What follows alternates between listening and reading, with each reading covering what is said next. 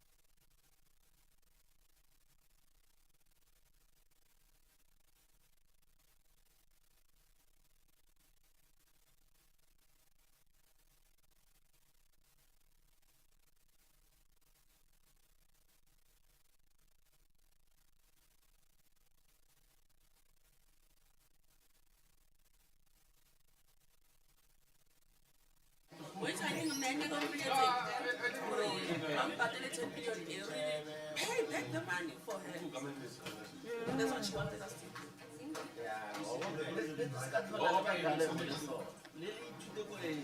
But I'm telling you, I still going to see the same. ANC, 40%.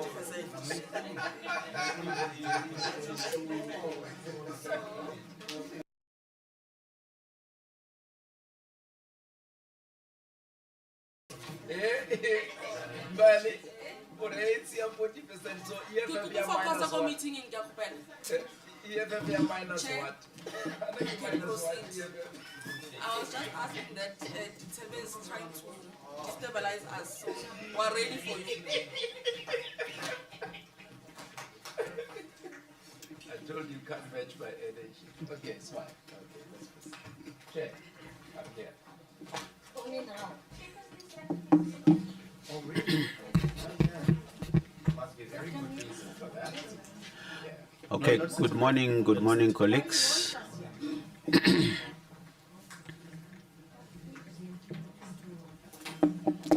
Can we settle?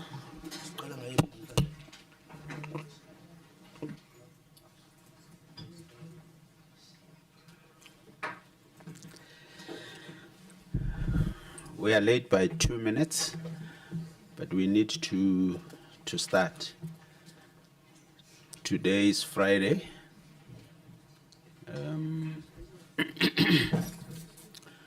We need to knock off a bit early. Some of us are still going to prepare for the marathon. So we must have time. Let me welcome you all and say the meeting is officially open. Today we are engaging with the remaining entities of our portfolio. On Wednesday we engaged with the department and the 2 entities, and today we are engaging with the remaining 4 entities. Let me go to, I think by now we know each other, but as you present, you will introduce your delegation. But I think by now you know members of the portfolio committee. We have Honorable Abada, we have Honorable Ditebe, we have Honorable Frenchman, we have Honorable Magagula, we have Honorable Kekakilwe, we have Honorable Gamede, Honorable Damini, Honorable Poole. We have 2 apologies from Honorable Buthelezi, who's not well, is hospitalized, and Honorable Mpiti, who's writing exams. And then here with me, my name is Siabi. I'm with our content advisor, Sabelo, and our administrator, who's today standing in as a secretary, Casey Naidu, because our secretary is on study leave. I see we have the office of the minister just coming in. Zolega. Who's there next to you? I don't know that one. Next to Zolega? Lula Mamaja, SABC. I'm sorry, Chairperson. Lula Mamaja, SABC. I only know the name and the voice. Yeah. It is because today our meeting is live. That's why you see even media people are here. So as you speak, you must know that people are listening to you live. When people are listening to you live, there's no opportunity to correct.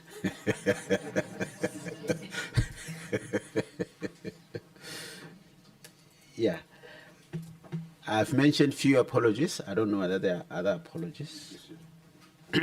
Chair, there's an apology from the Deputy Minister, Minister and DG. There's an extended cabinet meeting. They unfortunately cannot join us today. Okay. We got that. There's a extended cabinet Lekgotla that is taking place, and the President convened all ministers, deputy ministers, and DGs to that Lekgotla. Yes. Thank you. Just one apology for the chairperson of CSOS. She's got bereavement, but the deputy chairperson is here. Chairperson of CSOS bereavement. I also got an apology from the chairperson of HTA, who said the CEO is refusing to. Okay, it's because of, I think they tried to book his plane late, and by that time there was no plane, because coming from Joburg to here, I advised that they can try to go through Durban, but maybe it was not possible, because most people who came here, they came through Durban.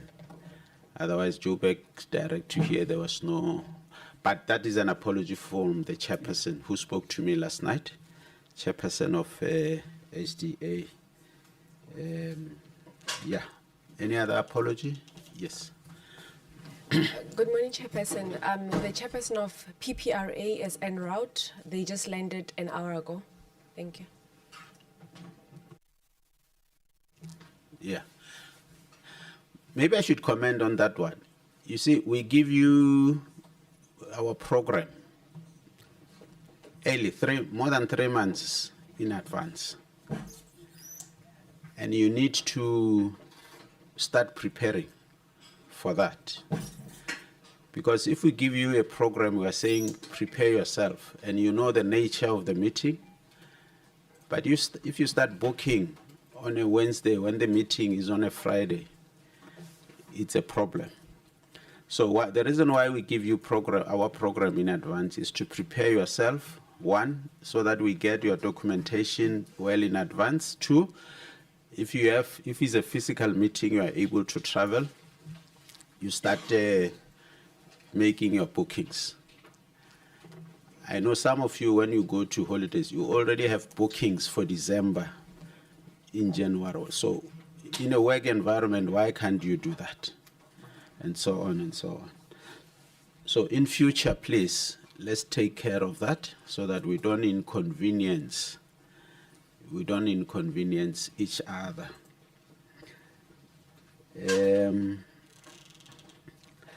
Can we go to item?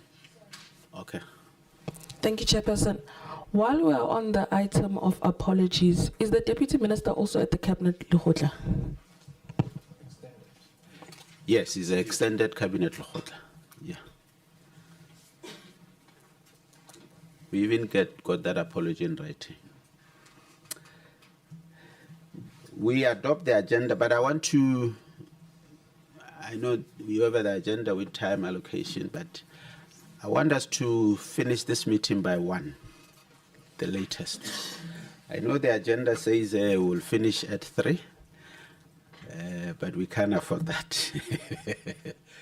1, if members agree with me, finish by 1. Yeah, I have a plane to catch, the last one, so I would agree most readily.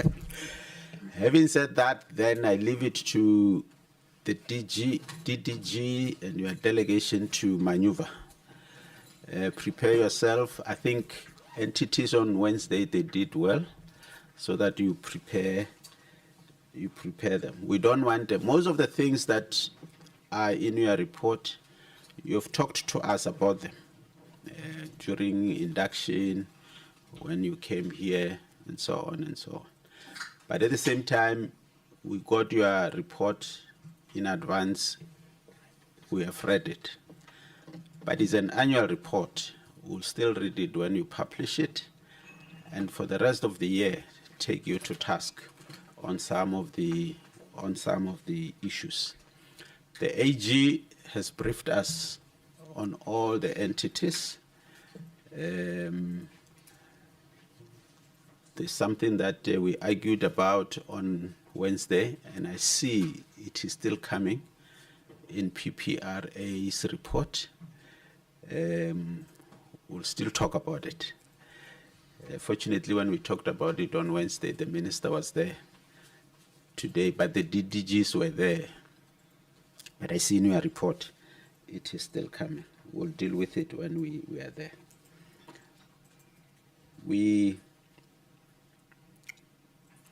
Maybe I should announce that there's an invitation to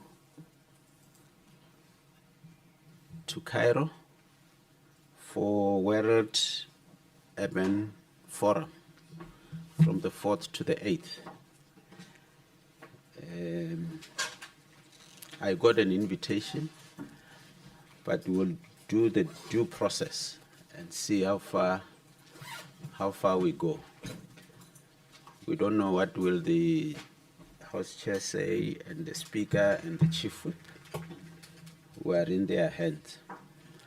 And in the meantime, I will request the committee secretary to arrange for committee members so that you have your,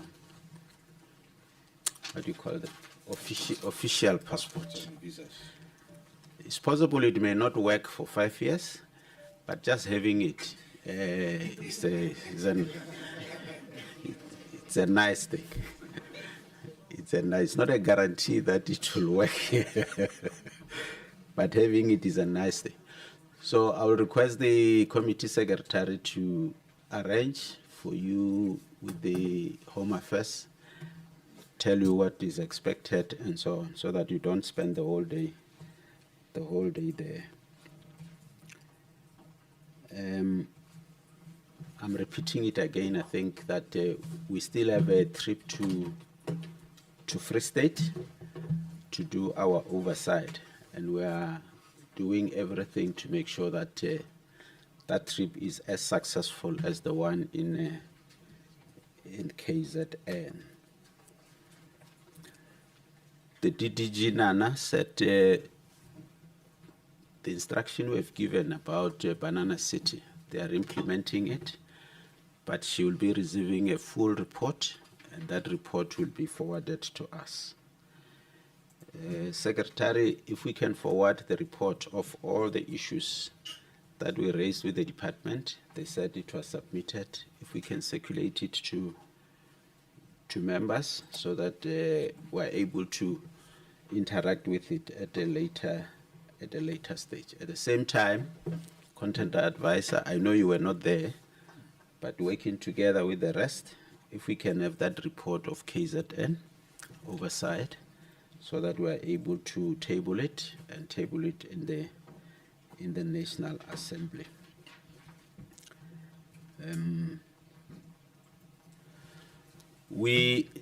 Our intention as a committee of parliament is to make sure that our people get services. And as entities of our portfolios, we are here to support you, to make sure that you deliver on your mandate. But we will also request that you reciprocate, make sure that you pull all the stops to make sure that we change the lives of our people. The purpose of having entities is because we are trying to navigate and do away with the long red tape that is there in a normal department. Now, if what you do is the same as the way you behave is the same as what a normal department behaves, it becomes a problem. When we say, now delegate this thing to, for example, HDA, we know that it will be done faster and effectively and efficiently. Give this one to SHRA, the same, and so on and so on. But in entities, we expect that we have a specialist who know about this thing. I'm not comfortable when a CFO, when the AG South Africa reports that CFO cannot submit quality financial statements. To us is a problem because a CFO is a well-qualified person. He's an accountant, and the CFO is taking care, depending on the policy, taking care of the procurement and so on. When we get an audit query that you did not appoint a procurement committee, whether an evaluation committee or you just call them and say, because a CFO is the chief advisor to the CEO, who is an accounting officer. That's why we sometimes say you can't have a CFO acting as an accounting officer, because if you have a CFO acting as an accounting officer, he's a play and reverie. And then he's advising or she's advising herself and even taking decisions. That's why when a vacancy of a CFO is open and it's not filled, we become worried. Yeah, you can live with acting corporate services, acting what, but with a CFO, it's critical. It's a critical. That's why the CFO sits in a board meeting. As far as I know, I don't know whether it's happening like that. But accounting officer, CEO, and CFO, by law, they are sitting in a board meeting. Others were sitting in a board meeting by invitation. So when we get this report that you are submitting, and it's not for the first time that we are submitting financial reports or financial statements that are not of quality. And this is said by people you attended the same class with, attended the same course with, the same university. It's a problem whether you were in the same hall, lecture hall, listening to the same lecturer, writing the same examination. It creates a problem. In some cases, we have institutions are recruiting from the AG, but when they arrive in an institution, they no longer do things that are of quality. It blows my mind. So that's why we're saying we're here to support you. Please pull your socks. Make sure that we deliver services to our people. Let's spend the money appropriated to you. Let's spend that money correctly. Let's do oversight. Don't just pay the money into a bank account and you don't know what is happening. Even with the department, these are entities reporting to you. You must be worried. You must know what is happening there because you are expected to give support. Having said that, let's continue with our presentation. The first presentation was supposed to be SHRA, but I'm told they are not here as yet. We'll then take HDA, Housing Development Agency. But before that, we'll take the department just to make some few remarks, if there are any, and then we take SDA. But where I'm not going to compromise is to finish the meeting after 1. We're not going to finish the meeting after 1. So let's play around. I've talked to the DDG to assist with managing time so that we achieve what we want to achieve. DDG? Thank you very much, Honorable Chairperson, honorable members, colleagues, chairpersons of our entities that are here, and colleagues, good morning. Chair, with your permission, let me maybe allow the entities to present so that I don't say something that has not even been presented yet. I can make a summary at the end after all of them have answered the questions as an input. Thank you. Maybe I made a mistake. think I was overwhelmed. Can we adopt the agenda with that amendment that we're going to finish at 1? Honorable Gamede. Seconded. Moved by Honorable Ditewe, seconded by Honorable Gamede. Any opposing view? Thanks very much.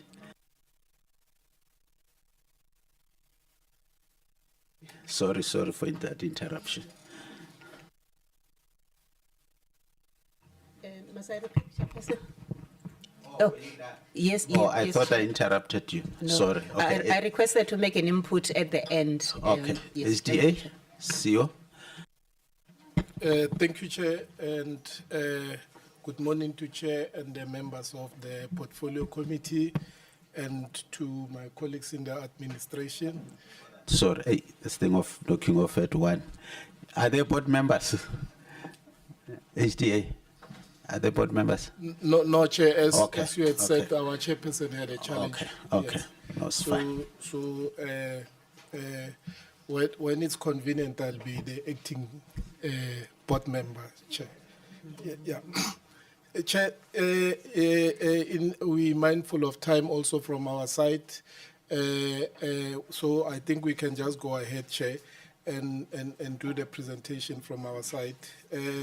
As the purpose has been set, is to brief the Portfolio Committee on Human Settlements on the annual report of the Housing Development Agency for the financial year 2023-2024. Chair, what I will then take the Portfolio Committee on, Chair, is just to give a synopsis of where we are as the HDA. Maybe if I just take a short time to give the history, Chairperson, is that in July 2022, we had a strategy session as the HDA, and we came up with a turnaround strategy. And then based on that turnaround strategy, all what we are discussing now is to say we are tracking the turnaround strategy to see whether it's working and whether we are still on track. So when you look at it from that angle, Chairperson, you will see that a trajectory that is happening is a positive one, because in 2022 we were sitting on performance on 29%, and then in terms of the audit opinion, we were qualified. And as we sit in the following year, the financial year, we went to 74%, and we were also unqualified. But let me also add, Chairperson, to say why that unqualification was a very good one for us. Is that it was for the first time that we were audited by the AG. So we know the difficulties of having a new audit and then being the AG. We were happy when we got an unqualified at that point. And then as we sit now, when we report for this financial year, Chairperson, our performance is sitting at 91%. And then we are sitting on an unqualified audit opinion. And then in terms of this unqualified audit opinion, when the CFO goes to the presentation, you would see that we had two main matters in the previous financial year, and now we are sitting with the annual financial statements where we had our cash flow that we need to work on, Chair. So purely on that basis, what we are saying is that the turnaround strategy that we have implemented in 2022 is bearing fruits, and then we're starting to see the importance of that. We also come, Chair, and we speak of the irregular expenditure. You will see that we had a 5-year regular expenditure that was there in 2022. And then we have moved in terms of making sure that we complete the framework, we comply with the framework. We have now decreased the irregular expenditure by 90% in terms of where we were. And the disciplinary action has happened at the previous financial year. The AG said to us, show me where you have taken people under consequence management, and then that process has been also cleared. So the trajectory for us, Chairperson, is the one that says that we are on the right track. We have now also looked at what are the efficiencies so that we can then also build going up. And one of the things that we've looked at is the electronic document and records management system. to make sure that we also read the HDA of all the other documents. We want to move to a point where we are a paperless organization. So in all of those, we think that the strategy is working properly for us. And there were a number of things that, as we've raised them, Chair, to say that where the financials, the auditors will say that they are not happy with the financials. One of the challenges we were sitting with was that we had a manual system that we were using, and then it could be changed by anybody, and then there was no flow in terms of us auditing the trail of what happened. We have implemented the caseware financial system, and then we've started using that financial system to check whether the checks and balances are good with the system. And where we are quite happy with the system that we are using, Chair. One of the issues will be the issue of the irregular expenditure. To say last financial year, HDA, the previous financial year, we didn't have a irregular expenditure. Then this financial year, we are reporting 36 million of the irregular expenditure. But I need to contextualize it, Chairperson, so that there's an understanding that is the minister signed the quantum adjustment in 2022 April. And then we have to go through the process of the PACOM with the Eastern Cape. And then when that process was not finalized, our guys started to pay without having finalized that process. And we realized it ourselves to say, no, there's a problem here. We shouldn't have started that way. But also it is not supposed to operate retrospectively. So we stopped it. But to give ourselves an extra comfort in terms of risk mitigation, we then said all of those that were paid must sign the acknowledgement of debt. But fortunately for us, by the time the AG came to audit, we didn't need to do receivables because already we had we had got that money paid to us. But we just put it there with the auditors, but it's something that we are now writing off. So as we sit as the HDA, we can say that we don't have new irregular expenditure, Chairperson, because of the controls that we've put there also. So this just talks to what I've just raised, Chairperson, to say we've got 3 programs that we measured on. If you look at program 1, we had 7 KPIs, and then all the 7 KPIs were achieved. In program 2, we had 5 KPIs, 3 of the KPIs were achieved, and 2 were not achieved. I'll come back to them, Chair. And then in program 3, we had 9 KPIs, and then all the 9 of them were achieved. So the 2 KPIs that were not achieved in program 2, Chairperson, they talk to the land. So the unfortunate part is the interdependencies, because in terms of the land, we have a challenge where some of those KPIs are not necessarily dependent on the HDA, are sitting in the municipalities, issues of rezoning. So unfortunately, because we are the ones who champion it and then we are the ones who run it, we depend also on the municipalities to deal with those. So of the 21 KPIs that we had, 19 of those that we had control over as the HDA, all of them were achieved. The 2 that were not achieved are the ones that are not directly for the HDA, but we manage them for the sector. So that is where we've got 2 that were not achieved, Chairperson. And this is just talking to the same programs. And then this is the discussion that we've just said, but it just shows that 91% and the 9% is what was not achieved. So when we look at it in terms of the granular detail, you'll see that in terms of the targets, we had 1,300 housing units, and achieved is 1,300 units, Chair. And then the second target was 500 hectares of land acquired in the PDAs, and then out of that, 316 was acquired. So that is where, unfortunately, because some of the informal settlements happens in situ, so the municipalities will also now buy the land that is already in situ, and then unfortunately that's the land that has been occupied, they have to formalize. So based on that, that's where the negative variance is. And then if you look at the service sites, we had 1,236 service sites. We can simply say, Chair, that on that one we worked on water. We're sitting at 2,142. And then the title deeds also were 882 title deeds. That also we've overachieved. We're sitting at 2,400. and 2 title deeds. So this talks to the performance as we have raised it, Chairperson, and the CFO will take us through this. Unqualified talks to the program 1, and program 2 is the one that talks to land, and program 3 is the program planning and design. All of this I've addressed in the first presentation, Chairperson. So we will give the CFO to talk to the financial outcomes. Thank you.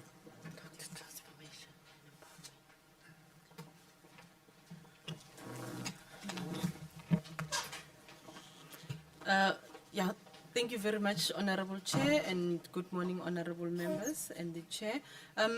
Chair, for 2023-24, we have obtained an unqualified audit opinion, and also on the predetermined objectives, we did get a clean there, which is unmodified, Chair.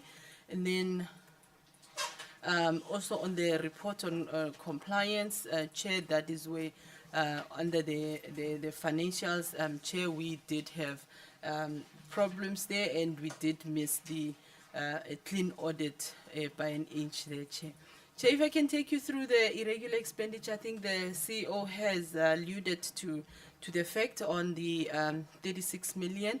I will not touch on that, but Chair, we are in the process of getting the 36 million through the process of being written off, because when we assessed this irregular expenditure, therefore we found that it's actually not irregular. And then, yeah, Chair, so it will go through those processes so that it can be addressed, Chair. And so far we have not incurred any irregular expenditure.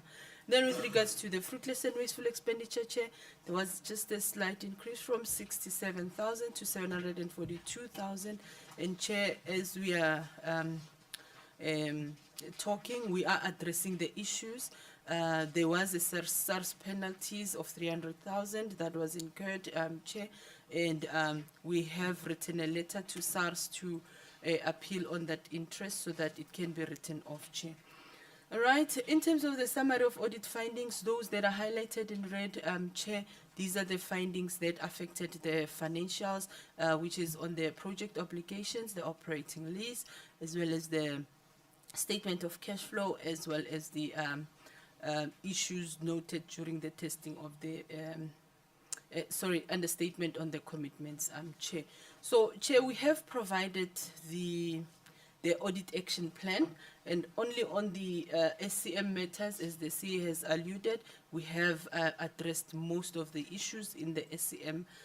Chair, it's only findings that were of an administrative nature. And then, Chair, you see the progress of the entity since 2021-22 financial year, where we come from a qualified audit opinion in 2021-22, and then for the past 2 years, we've been on a unqualified audit opinion, and you will see that in terms of the matters of compliance, we're coming from 5 matters that were of concern, and then 2022-23, only 2 matters, which was the AFS and the annual report, as well as the expenditure management. And then in the previous financial year, the expenditure management part was addressed, and it's only the AFS part which is remaining, Chair, and we are confident that in this financial year, we're not expecting any findings in our financials, Chair. And also, if you look at our audit action plan, you will see that all the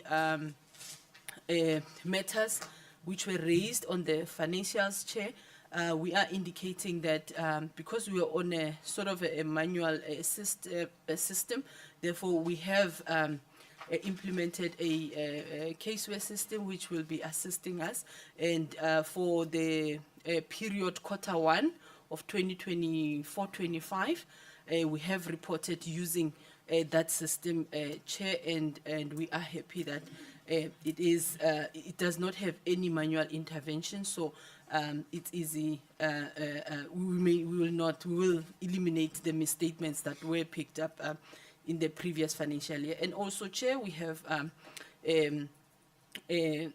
a checklist in place just to make sure that all the issues when the financials are reviewed, therefore, all those are taken into consideration and nothing is left behind, Chair. Chair, I've spoken to the SCM issues. I'll just skip that. And then, Chair, on the financial overview, statement of financial position, Chair, there's mainly two issues that are material. I think there was an increase on our PPE, Chair, from 49 million to 142 million. There were two properties that were bought by the entity and they were registered during the financial year, which is the Bramfontein Eskom property and the SABCC Point property. So they were registered during the year, so that's why we needed to add them in our asset register, Chair. And then, Chair, when we look at the trust funds, those are the funds that are held with the conveyancers when we are in the process of purchasing the properties. And then cash and cash equivalents, Chair, we see a decrease there of 1.9 billion to 871 million, and mainly due to the change in our business model from the tranche payment to value creation, Chair. So that is resulting into that. In terms of liabilities, Chair, there's nothing major there of which we can report. Under payables, it's mainly the normal invoices of the contractors that needed to be paid at the end of the financial year, Chair. Then statement of financial position, Chair, the 243 million, that is the allocation we have received from the department, the national department. And then in terms of the provinces, we received 131 million, Chair, to assist with their programs. And yeah, the rest is the management fees that we have earned of 52 million. And in terms of the expenditure, Chair, we're sitting total of 463 million, Chair, due to additions in our expenditure. It's the property rates for the two properties that we need to pay for, Chair. Chair, that's the end of our presentation. Thank you very much.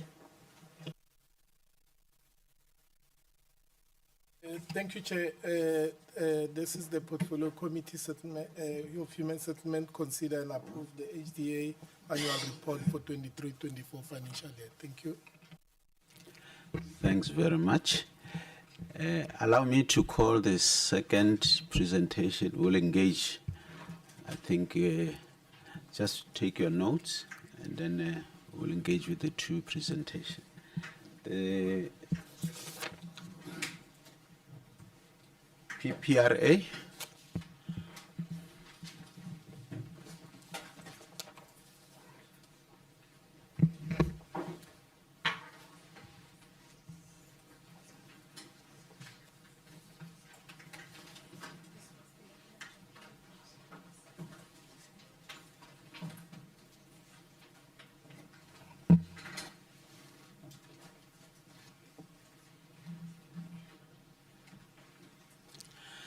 SDA has set a record for themselves. I want you to break that record.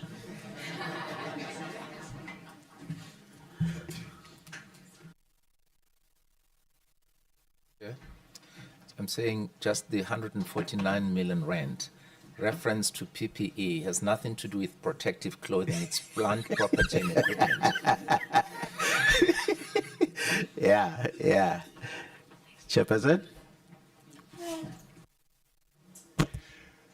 Thank you very much, Chair, for the opportunity to come before you. Greetings to you, the members of the Portfolio Committee, the Ministry in absentia, the leadership of the department, and the colleagues from the sister agencies in the DHS. My name is Dr. Stephen Ngubeni.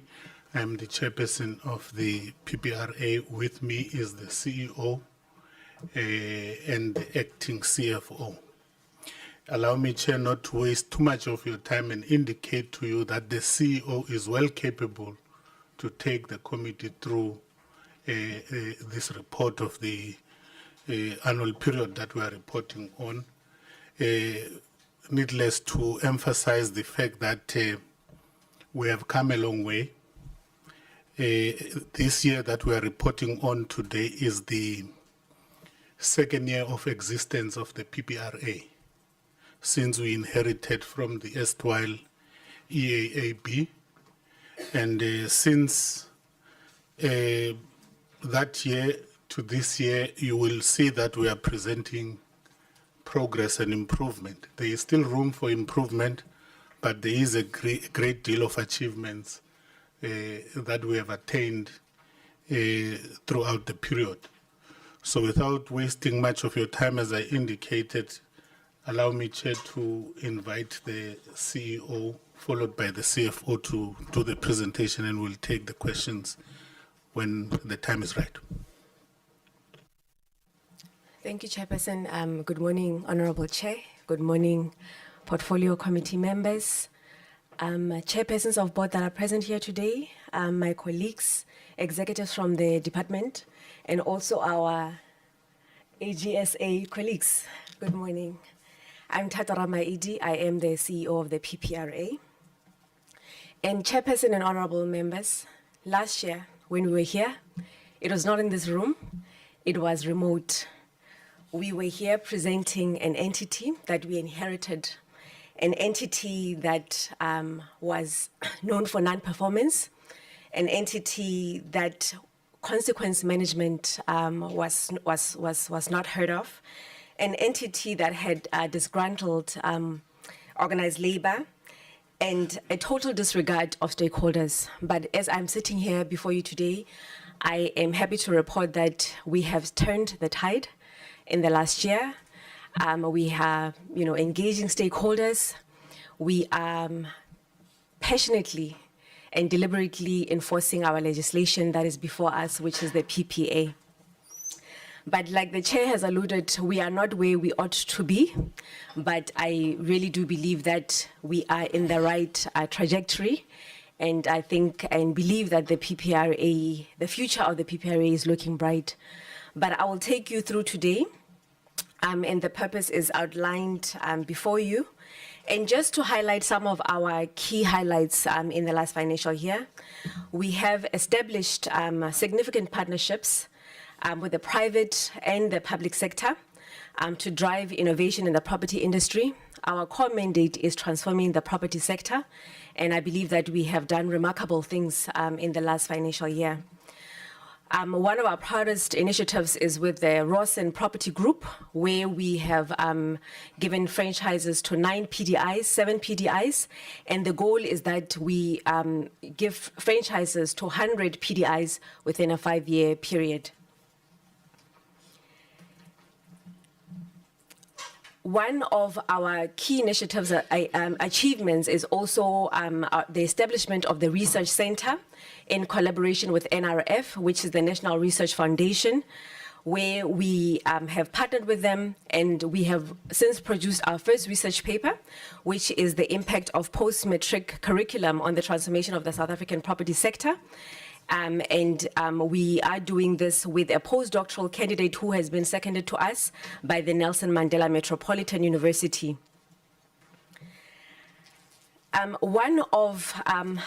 I think this is worth mentioning, honorable members and chairperson, when we were here last year, we were presenting an entity that was sitting at 33% performance. And in the last financial year, we have been able to double this. And I do concede that it is not an 80% as stipulated in the shareholders' compact, but already in this current financial year, in Q1 and Q2, we have been able to supersede that, and we are currently sitting above 80%. So hence I say that non-performance for the entity is a thing of the past. But I'll take you through some of our, and this is just a snapshot of where we come from, and you'll see that sitting at 66.7% is the highest we've ever been in the last 5 years as the PPRA. I'll just take the members through, and I'll zoom in into the key performance areas where we have exceeded our targets, and then I'll also just quickly look at the ones where we did not meet our targets. But the one that is worth noting is Program 1. that has to do with procurement spend of women-owned businesses, where we were able to exceed this target, where the set aside was 40% for women-owned businesses, but we exceeded it in the current financial year, as well as businesses owned by youth. We consistently met this target. And the other program is around program 6. Last year, we were sitting here around our transformation programs, which is our core mandate. We sat here and everything was in the red. So we had 4 programs as outlined in our KPIs, and we didn't meet any. But today I'm happy to report that we've met 3 of our transformation programs, which is a commendable achievement in my view. And then also the program 3, which is around inspections and enforcement. And that just illustrates that we are really serious about enforcing the legislation that is before us. The targets that we did not meet, and I'll go back to the first one, we are still sitting with a qualified audit opinion, and I will give an opportunity to the acting CFO later to talk to the members about why we are sitting with a qualified audit opinion. But once again, this is a repeat finding, and we are qualified in 2 areas, which is around receivables and revenue. And we are scheduled to have a debrief with the Auditor General. It was supposed to be yesterday, where we are going to unpack and look at the audit action plan to ensure these repeat findings do not occur. But the status quo remains as far as that audit opinion. But even though the opinion didn't change, I do believe that we have made significant improvement where, this year we were not sitting with any limitation of scope, which was the case last year. The second area where we did not perform again is around the procurement spend. And this is as it pertains to persons with disabilities, as well as military-owned businesses owned by military veterans. But once again, we have made strides in that regard. Military veterans we are achieving as well as persons with disabilities. So that was to say that in this current financial year, we will see green as far as our procurement spend is concerned. And then program 5 is another program where we did not achieve, and this is a program where we were supposed to produce 2 research papers, but I already did allude that we did produce a research paper in partnership with the National Research Foundation.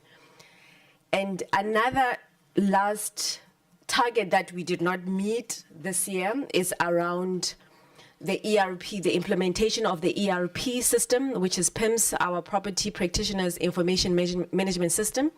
And the qualified, where the areas where we are qualified really do emanate from the non-existent of a functional and enabling ICT infrastructure. But we did go out on bid again this year, and the bid did close on the 20th of September. And I did give, the chairperson and myself did give an undertaking to the Honorable Minister that we will ensure that we do have an IT system before the end of the financial year, which I believe will address most of our audit findings within an entity. And I think just issues in general, because I believe that 80% of the issues of the PPRA really do emanate from the fact that we do not have an enabling system. I will, through you, Chair, if I can hand over to Happy Moramo Hebedu, and she'll take us through the financial components as well as the key areas where we were we had repeat findings, Chair. Thank you.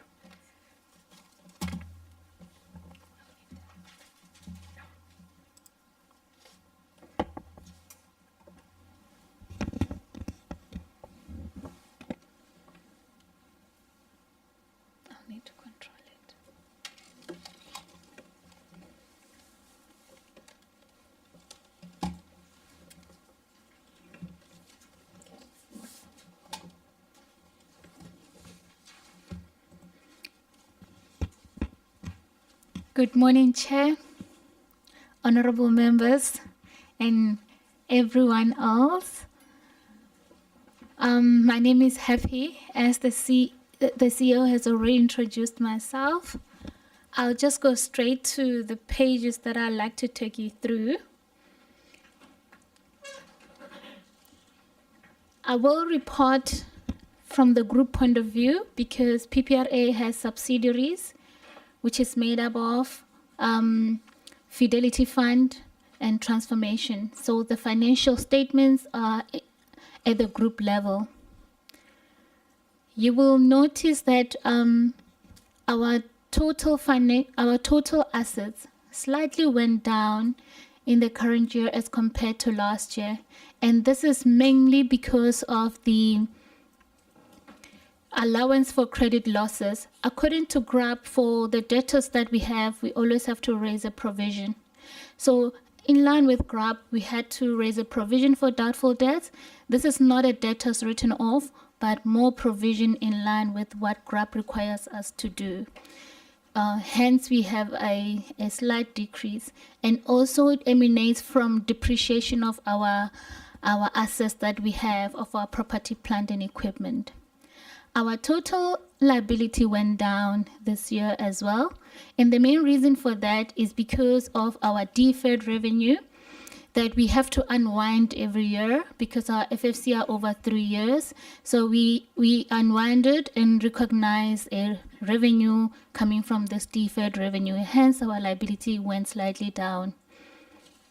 Then I'll go straight to page 26, where I will take you through to the financial performance of the organization. Our revenue in a group level went up, as the CE has indicated that our performance increased this year as compared to last year. From the group point of view, last year we reported 207 mil. This year we're reporting 259 mil.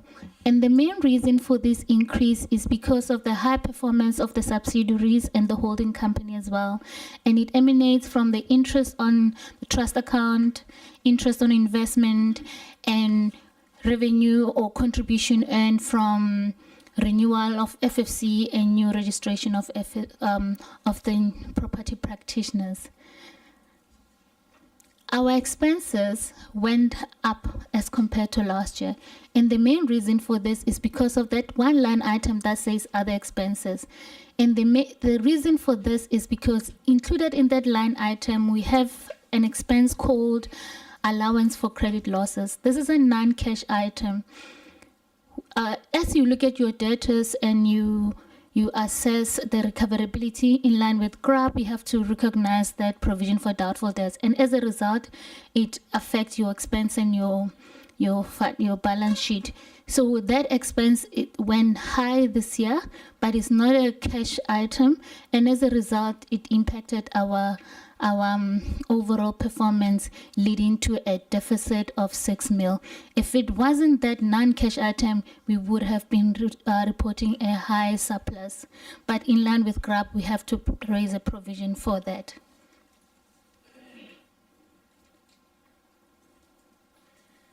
On page 28 is our overall cash flow at a group level. This indicates that the company as a whole is in a good financial standing. When we look at our money in our bank account is high, and this is as a result of the more money that are sitting in the bank account of the Fidelity Fund. And this money emanates from, it's actually the interest earned on the trust account. It's the trust account monies that we have to keep to pay claims and protect the consumers. This money will be invested in a longer term in the future. We have received a approval from Treasury to invest in line with that approval that we have obtained. Overall performance of the three entities. From the Property Transformation Fund, we received unqualified audit opinion this year, and it's been consistent with the past years. Fidelity Fund also received unqualified audit opinion, and it's been consistent for the past 5 years. The holding company PPRA received qualified audit opinion for the last 3 years.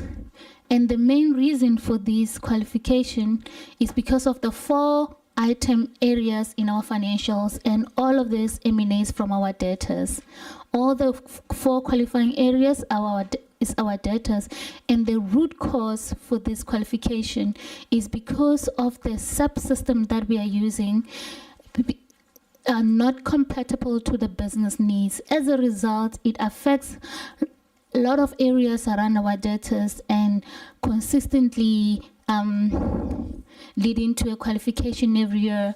We have outlined the audit plans that we're going to do in order to avoid this repeat qualification. And the main thing will be procuring a proper system that will be more compatible to the business needs of the organization in order to resolve this qualification and not to repeat. We have irregular expenditure. These are not a qualifying area, but they are just material in nature.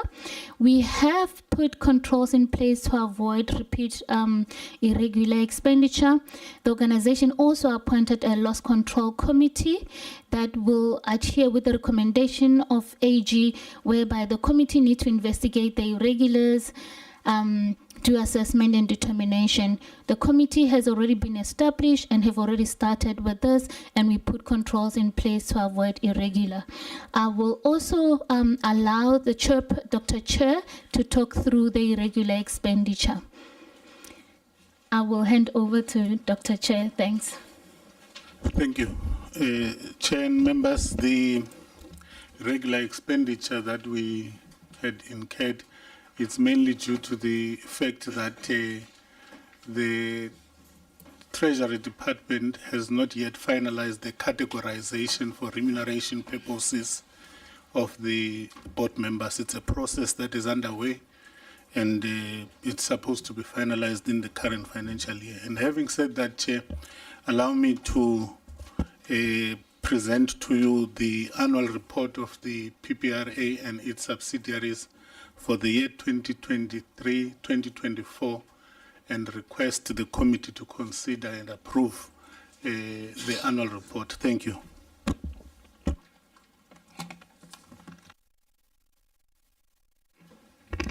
Thank you very much. Members, let's interact. I'm giving you 3 minutes each to ask questions for both presentations.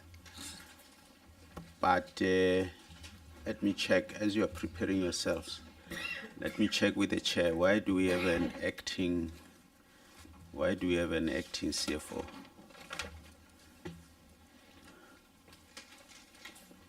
Thank you very much, Chair. I will allow the CEO to respond. Thank you, Chair, and I think you did allude to this in your opening remarks today. The CFO, Mr. Evert Potgieter, is on suspension, and the DC processes are underway. And I think the reason, one of the reasons, is highlighted in our presentation, Chair. Yeah, I think I can leave it at that. Thank you. Honorable Poole, do you have questions? 3 minutes. Yes, good morning, Chair, and thank you for the presentation by SHRA. I don't have many, but I have a few. Under the contributions to MTSF targets, the system target is 300,000. HCA target is 2,520 per housing delivered, and they only update 40,844 delivered. Then HCA 23586. Sorry. 23586 service sites to date 16,585 sites. 1,500 informal settlements will be upgraded. At the moment, 237 being supported by department. What happened to the other rest of the 1,500 if it comes to the informal settlements? My next point is, despite the audit outcome, it's all good. We as the Parliament is to see to it that the material findings remain constantly for all the previous years, and there's a problem. It's a finding that comes on for the whole term, and how many years it will take to turn it around. And then the other point is, why did SARS penalize the department? That's for HDA. PPR. So my question is straightforward. Year to year, we get in a report from PRA far below the ideal audit outcome, I believe, any parliament expect. My question is, how many years goes by you see? For 5 years, we reach your highest point, 66.67. I wonder what was the previous 4 years totals, and how many years it will take PRA to get at least 90% and above. And I think that is what Parliament needs. Thank you. Thank you. You were within your time. Honorable Dlamini, 3 minutes. Thank you, Chair. I would then continue from where Honorable Poole left off, because we need to start talking timelines when it comes to inheriting an entity that was dysfunctional. And upon you inheriting it, what was the timeline given for you to transform it? Because if the auditor picks up your most common non-compliance and it makes you a red flag, that's a concern to us. Because we don't want to be given an impression that you are perpetuating a culture you were expected to do away from.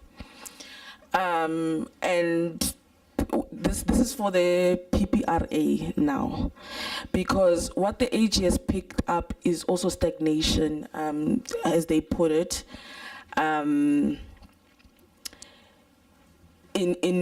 how then the audit cycle comes in. There's a bit of stagnation when it comes to PPRA. But most importantly, I want us to also be clarified on the issue of transformation when it came to the BEE certificates. What was the issue? What were the legalities beyond that? Because now transforming the sectors in having Black people participate in particular, there were ways that you wanted to implement. I just want clarity on that. What were the limitations? What did you reverse? And what does it mean now for Black practitioners? And the transformation strategy then thereof. And then, so let me just check if I'm done with PPRA, Chair. And then to HDA. The chain of consequence management, I'm very curious about that as well, because we know there's someone who captures, there's someone who authorizes, there's someone. So when you enforce consequence management, does it go through the entire chain? Because we don't want an instance where low-hanging fruit people are targeted, and those who authorize these fruitless and wasteful expenditures are left untouchable. So I just wanted to be given clarity on that. And then with the land acquisition from municipalities, I'm not taking any comfort from the fact that municipalities are dependent, your KPIs on program 2 were dependent on municipal participation without being given any clarity as to what were the initiatives to engage with these municipalities, which municipalities were those in coming to rezoning, and so that we can get this land acquisition. And I want to know, with the valuation processes, what do you do with the land of individuals who have excess land that is not being used and you rezoning it, what is the criteria that you use as well with the land? Because as much as you acquire the land, you don't want people to be far away from economic activities as well.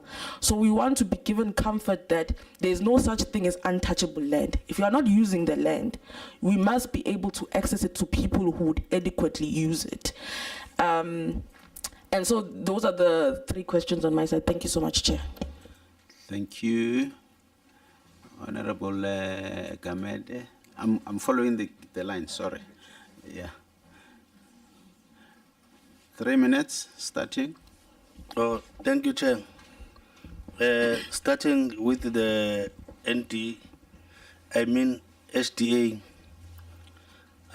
maybe I just want to find out what were the fundamental policies or regulatory changes that impacted the agency's operations and strategic directions. That's the first one.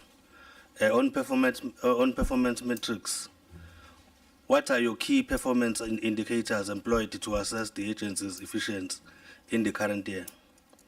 The last one, in terms of impact assessment, how has the agency measured the economic and the social impact of these housing developments?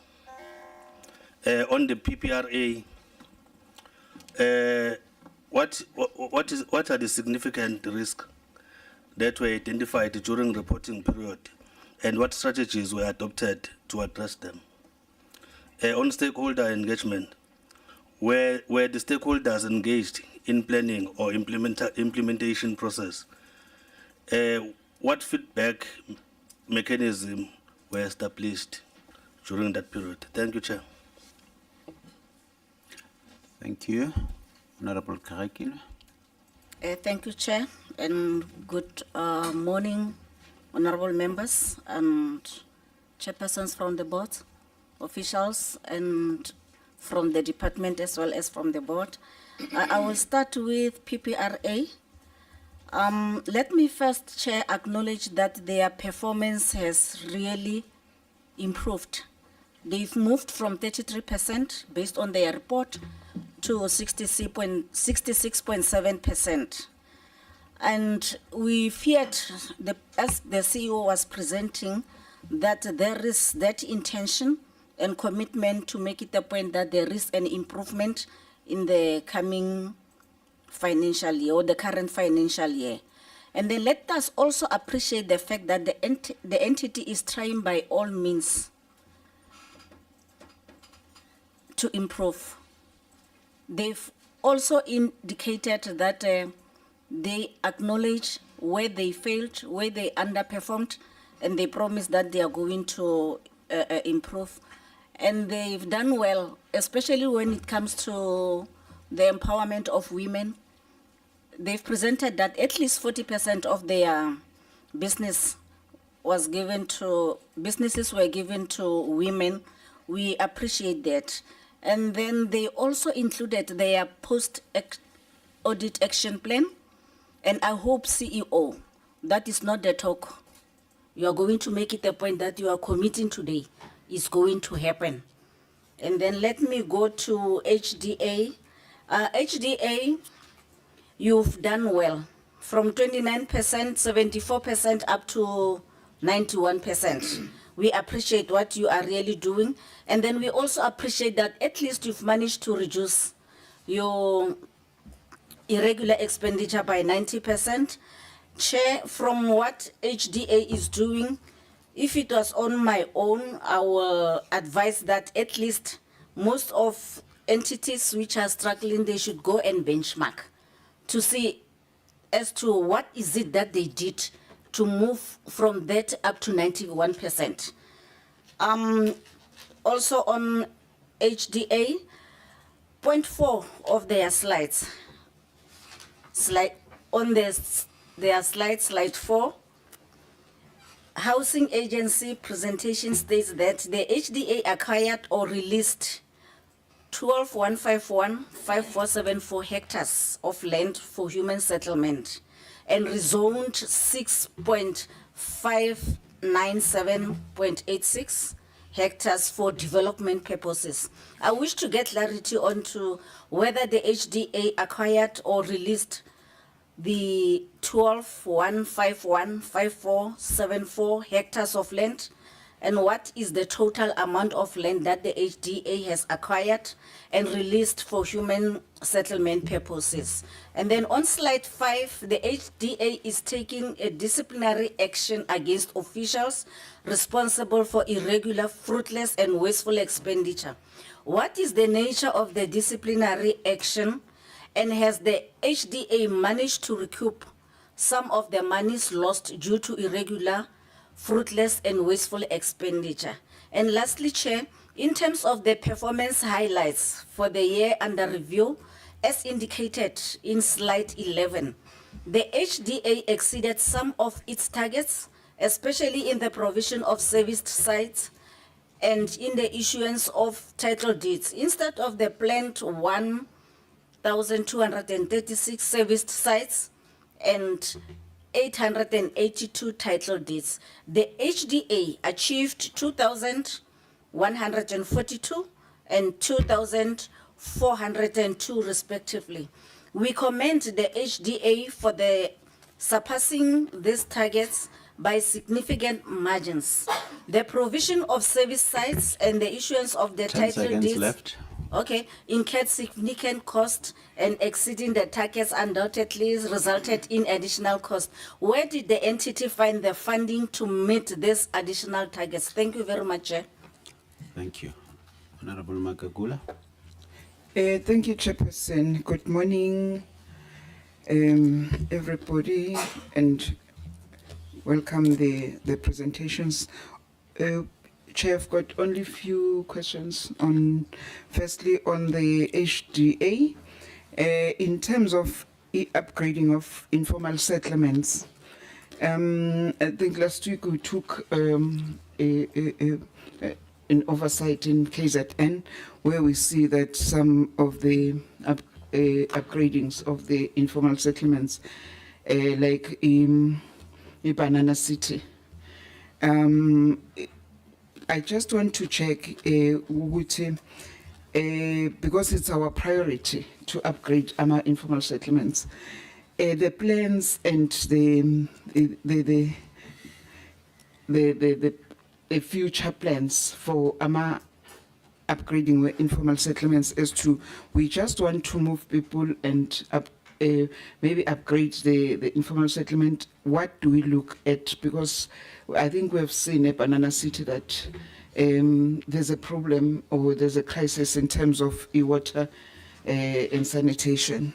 And also Kwamapumulo, where that lady was also provided with that RDP house, but there's no water.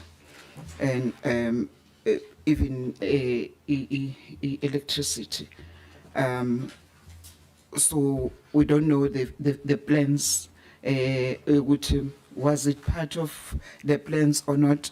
And also at Banana City, I think we've also seen that there's no roads. Remember, we went through gravel roads, and which is not even leveled, and it's up and downs, and that is why maybe we're so tired when we come back there. But for future plans, I think the department would tell us. And also on the PPRA, I think we've heard from you in terms of upliftment and capacity building for stakeholders, previously disadvantaged communities. And also you have told us that you are preparing to meet your target in terms of people with disability and military veterans. We hope in your next presentation we'll hear good news in terms of that. I think we've got a cry, and, especially from the people with disability, the young people with disability who are saying that we've been trained, we've got all the skills, but we're not employed, we're not seen as a part of the community in South Africa. So can we start Tina as this entity to recognize them and when to them? We know the institutions where they're trained. We look for those who will suit our need. Thank you. Honorable Frenchman. Thank you, Chairperson, and good morning to all the officials and chairpersons and my colleagues. Chairperson, for the HDA, could you provide us with a breakdown per province of your targets achieved, and then also demographic per province of title deeds issued? And to the HDA, Chairperson, because I'm new, I would just like to clarity on something.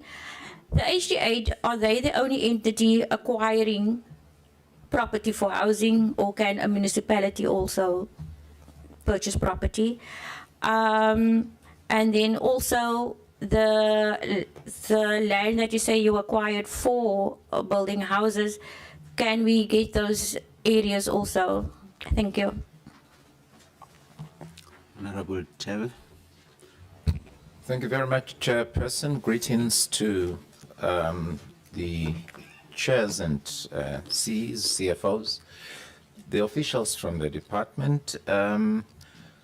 My questions to the PPRA. Have you encountered any challenges with regards to Section 6.3 of the Principal Act that governs your affairs, which reads, subject to subsection 2, the minister may, after consultation with the board, by notice in the Gazette, declare a particular business practice in the property market to be undesirable and consequently prohibited. Have you had any instances where you've had litigation facing you, and how does that affect the normal business of the entity? And indeed,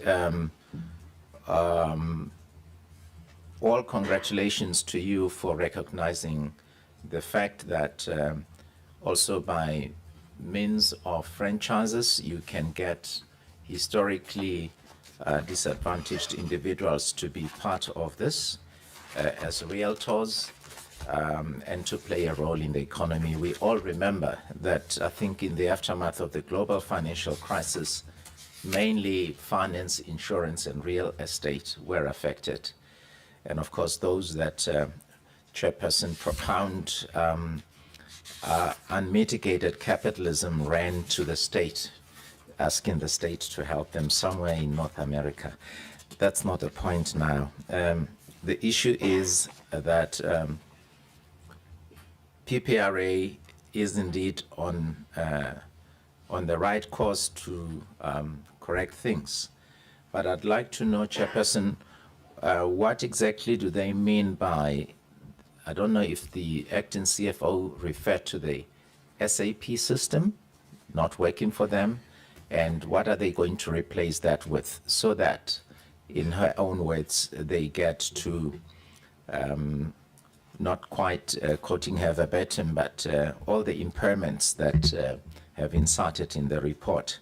If she could just share that with us, because I think from HDA's side, we heard that they are on course to fully implement the electronic and record management system. So I would like to know what PPRA is intent on doing as far as that is concerned. To HDA, the municipal planning tribunals, quite a difficult area for you to be directly involved in, but through the department, DDG, In what way are you helping as far as the one plans on the basis of the district development model, so that the municipalities on the one hand do not operate on their own while completely oblivious to what perhaps the HDA is intent on doing? It is quite obvious that if we can operate on the basis of the one plans of the DDM, municipalities and the HDA will then be able to turn the situation around. We have far too many informal settlements, and I think we need to do that. So the HDA, as we understand, is there to also support municipalities as far as the informal settlements upgrade upgrade partnership grant. Chairperson, as you intimidate me, I'm going to therefore conclude, but to really thank these entities. You played a very important role. We will keep you accountable very robustly, not adversarially, but as the chair said, reciprocate. Thank you. Thank you, Honorable Abada. Thank you, Chair. Good morning to everybody. Chair, seeing that I'm the last person, all my questions have been covered. But I have some. That's the It's ANC okay. providing leadership. No, definitely not. Chair, protect me here. You are protected. Thank you. To both presentations, thank you. And again, acknowledgement to all your achievements. We have noticed it, and thank you. However, with regards to the 36 million being written off, can we get a breakdown? It's a lot of money. So we'd like to know why we're writing off 36 million. I know you gave a brief explanation, but 36 million, I'm sure there's a lot to it. Allowance for non-cash items. What is the non-cash item? And then just to reiterate with my colleague, Honorable Dlamini, we need timelines. We're often given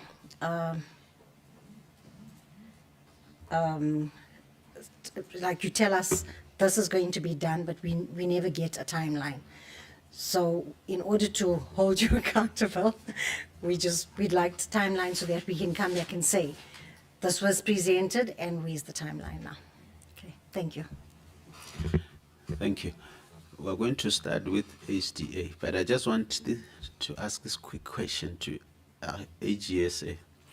Is it possible to get a qualified opinion without findings?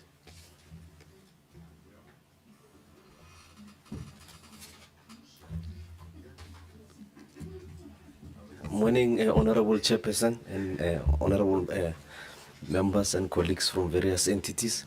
Chairperson, did you ask whether it's possible to get a qualified opinion with findings? Without findings. Qualified opinion without findings? Yes. Yes, it's possible. It's possible? Pardon? It's possible. I'm not sure about rare, but it is possible. And it happens. Is it possible? Yes, because maybe let me put it into perspective. The qualified opinion refers to the financial statements, where we would say you're receiving a qualified audit opinion on your annual financial statements. And the findings, the material findings, talks to compliance with laws and regulations.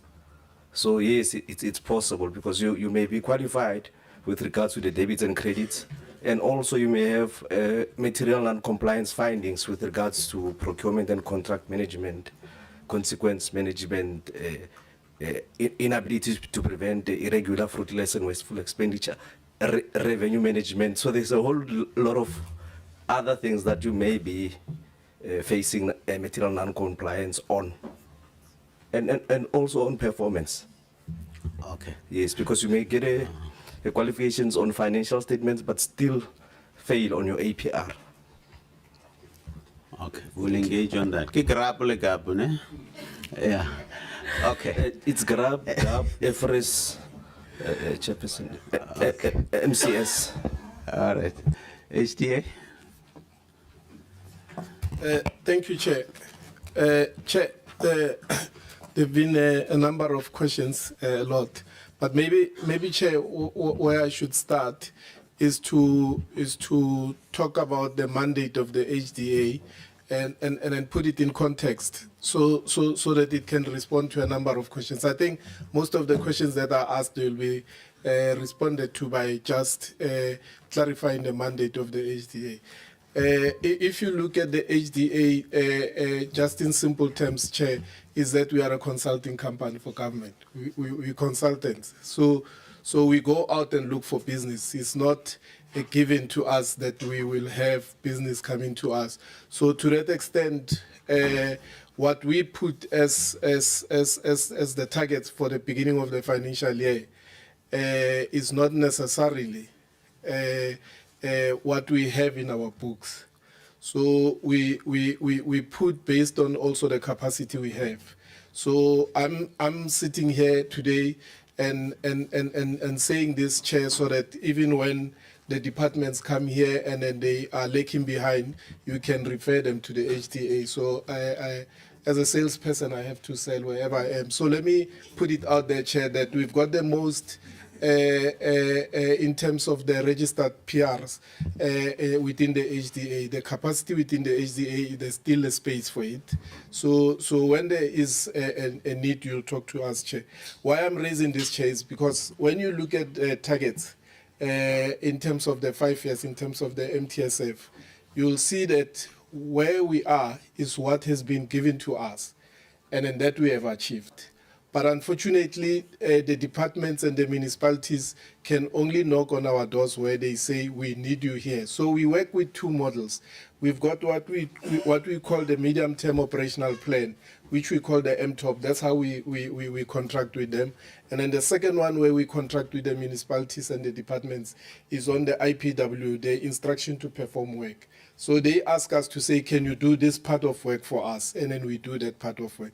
So the department might have a target of 300,000 houses to build, but they can only come to HDA and say, from the HDA, 2 municipalities came to us and then they said, we want you to help us with 13 for a year. That will be what we've done based on that. So that's how the model is.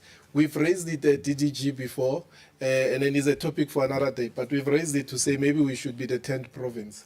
And then why we were raising to be the 10th province is because we're saying we've got capacity, 1. But 2 is that when we've agreed on the MTOPs with the departments and then we've signed on those, logically it will mean that when the transferring officer transfers, they'll say, you've got a binding agreement with the HDA, so for this amount, and then let it go to the HDA. But unfortunately, it still goes to the department and then to the province, and then the province decides whether they still want to use us. You see, that's another issue. So you find that at times we've contracted with the province for 3 years to build them 25,000 houses.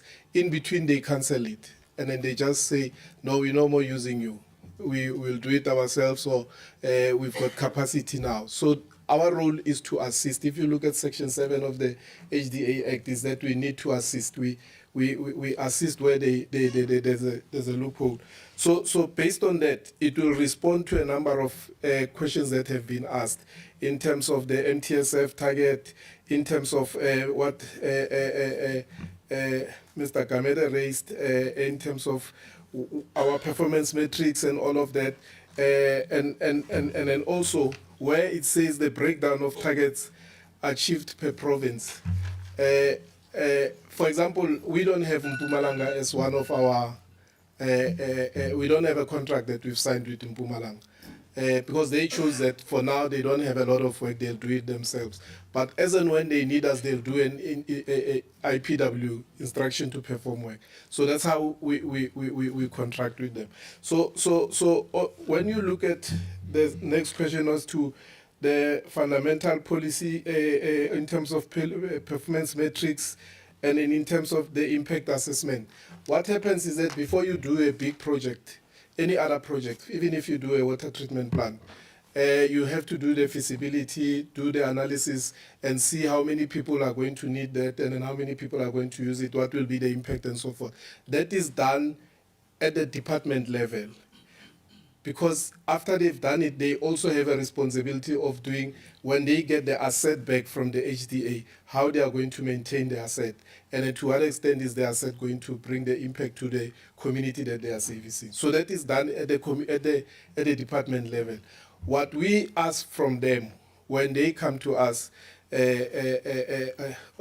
honorable member, is that we then say to them, have you done the feasibility study? What does it tell you? So that we don't then sit with a project that is going to be a white elephant. So that's the only part that we do, to say, show us the impact analysis that you have done. So the impact is done at the provincial level, at the municipal level. And then they bring it to us to continue with it at that level. So the issues of impact will be assessed at that level with them. So there was an issue of why SARS penalized the entity. What we do, because we had outsourced our payroll. When they come to do the payee, we expected them, it had a particular day that they should then pay the payee based on the payroll that they do. But unfortunately, they delayed on that one. And then if you look at them, it was a delay of one day, and we picked it up because then SARS said that we are not compliant. And we wanted to follow up with SARS why we are not compliant. And then this issue came. So we've written letters to them. We actually will be taking them to court because we feel that it was a dereliction of duty from their side as a service provider, in that they should have, they know the timelines, and then we've agreed on the timelines. So the delay was those 1 days that the returns to SARS, and that's where we are. On the issue of the consequence management, correctly so, honorable member, is that it does happen more often than not that the junior members will be the ones who the consequence management happens on them, and then it does. But in our case, we can report today that the finance manager was affected and the finance manager was relieved of her duties. So we wanted to set the trend and then to say this is how we will operate. So it started with the person who did the final authorization. That's the person that was discharged from her duties. Access to land not being used. I agreed. I heard what you were saying to say, are we implementing Section 25? So we heard you. Yes, we have. In Rustenburg, for example, we've just finished the process with them where we did expropriation. But in our case, in our constitution, obviously that can be discussed going further. But it says to us that we have to do the expropriation. It allows us to do it. We send it to the minister and so forth. We've got 2 that are sitting with the honorable minister also as we speak. But the one in Rustenburg, we've completed it. But it says expropriation, but it still talks to the fair value. But where it allows us, it's to say that at the point where we think that somebody, because he's dealing with government, he wants to come up with a bigger number, we are able to do an assessment and say this is a fair value, not necessarily what their value is. So we've done that in Rustenburg. We've got the report, and now we are doing 2 others where we say this land is good for human settlement, and then we want to discuss with the owner, and then if it's a private owner, he says, oh, if it's government, I'm putting 3 times the markup, I'm selling it at a P of 6 and so forth. We then take it the expropriation route. So we have done that. On the rezoning, I think your question, I'll juxtapose it with the question of the municipal planning tribunals. I think that's the answer really to it, because the municipal planning tribunals are not necessarily in our control. But what we've done, for example, last year, we had a conference where we called all the municipalities, we called the department, the municipalities in Northwest, and we had a discussion with them to show them that this is becoming a problem, because if the planning tribunals are not sitting, then it impacts the rezoning. So part of the challenge, we've raised it with them, and then it helped, because if you look at the rezonings in Northwest are starting to now move. But the biggest challenge that we're sitting with is also that in terms of the SPLUMA, the problem with policy development is that you can address 80% of the issues, and 20% might be a problem. One of the issues that SPLUMA has raised is to say now, when you approve that a township establishment, it is also to say that you'll be having money for bulk. And that is what has been the problem also, where municipalities are saying they don't want to commit to that. So that's why the delay also in terms of the rezoning on that one. But there's a way now that we've found to work with the planning tribunals to address that. So I think it addresses the issue of the rezoning. It's not fully addressing it, because some of the rezonings also are dependent on the municipalities. And then some of them you'll find that it's outside of the urban edge, and then maybe the municipality is saying this is where we end, we're not moving. But the land adjacent to that might still be good for human habitation, but because it's within the urban edge, they are not prepared to move. So it's a number of those things that we're dealing with the municipalities on them, and we're trying to resolve. What are the fundamental policies to access performance? Yeah, so I think the issues of performance are dealt with from that angle. But I think from our side, the biggest challenge that we are sitting with is that the HDA, and then maybe, because of us being a consulting company where we charge the management fee, we were tempted also as the HDA to say, when the departments are putting money through to us, we knew that we then have a lot of work, so we were holding the work, all the work that comes, and you find that there's no correlation between the financial performance and the non-financial performance, and that was the challenge. Because also, if your sustainability is dependent on the management fee, that's what we. But one of the issues that we've resolved was that we don't do it that way. If you send us the money, we don't take any money up front. What we do value creation. Once the value created, we then say to you, you owe us 50 million for the work that has been done. And then in that way, it has now improved that there's more, there's a correlation between performance, non-financial performance, and financial performance. So it has addressed the issue that you were raising of the what were the impacted challenges in terms of the policy. So that is where we were. The buildings that we bought the ESCOM building in Braamfontein. We bought the ESCOM building in Northern Cape. Northern Cape is just in front of the university there at the Northern Cape, and the SABC building in Sea Point. And then all of those three buildings, we bought them with an understanding that we are going to do the primary mandate, where we will be the developer of choice. I mean, if you know the Sea Point building that's there, when we interdicted the auction for that building, it was already sitting at 100 million, but we bought the building for 46 million. So you already know that building is 300 meters from the sea. So it's a proper building. Everybody wants that building. So we got a proper building. So that's how we look at them, and that's why we're saying those buildings, if we use them properly, we will be able to do the spatial transformation that we want to achieve. So we're hoping that it will assist us in terms of that. I think the last one is the 36 million.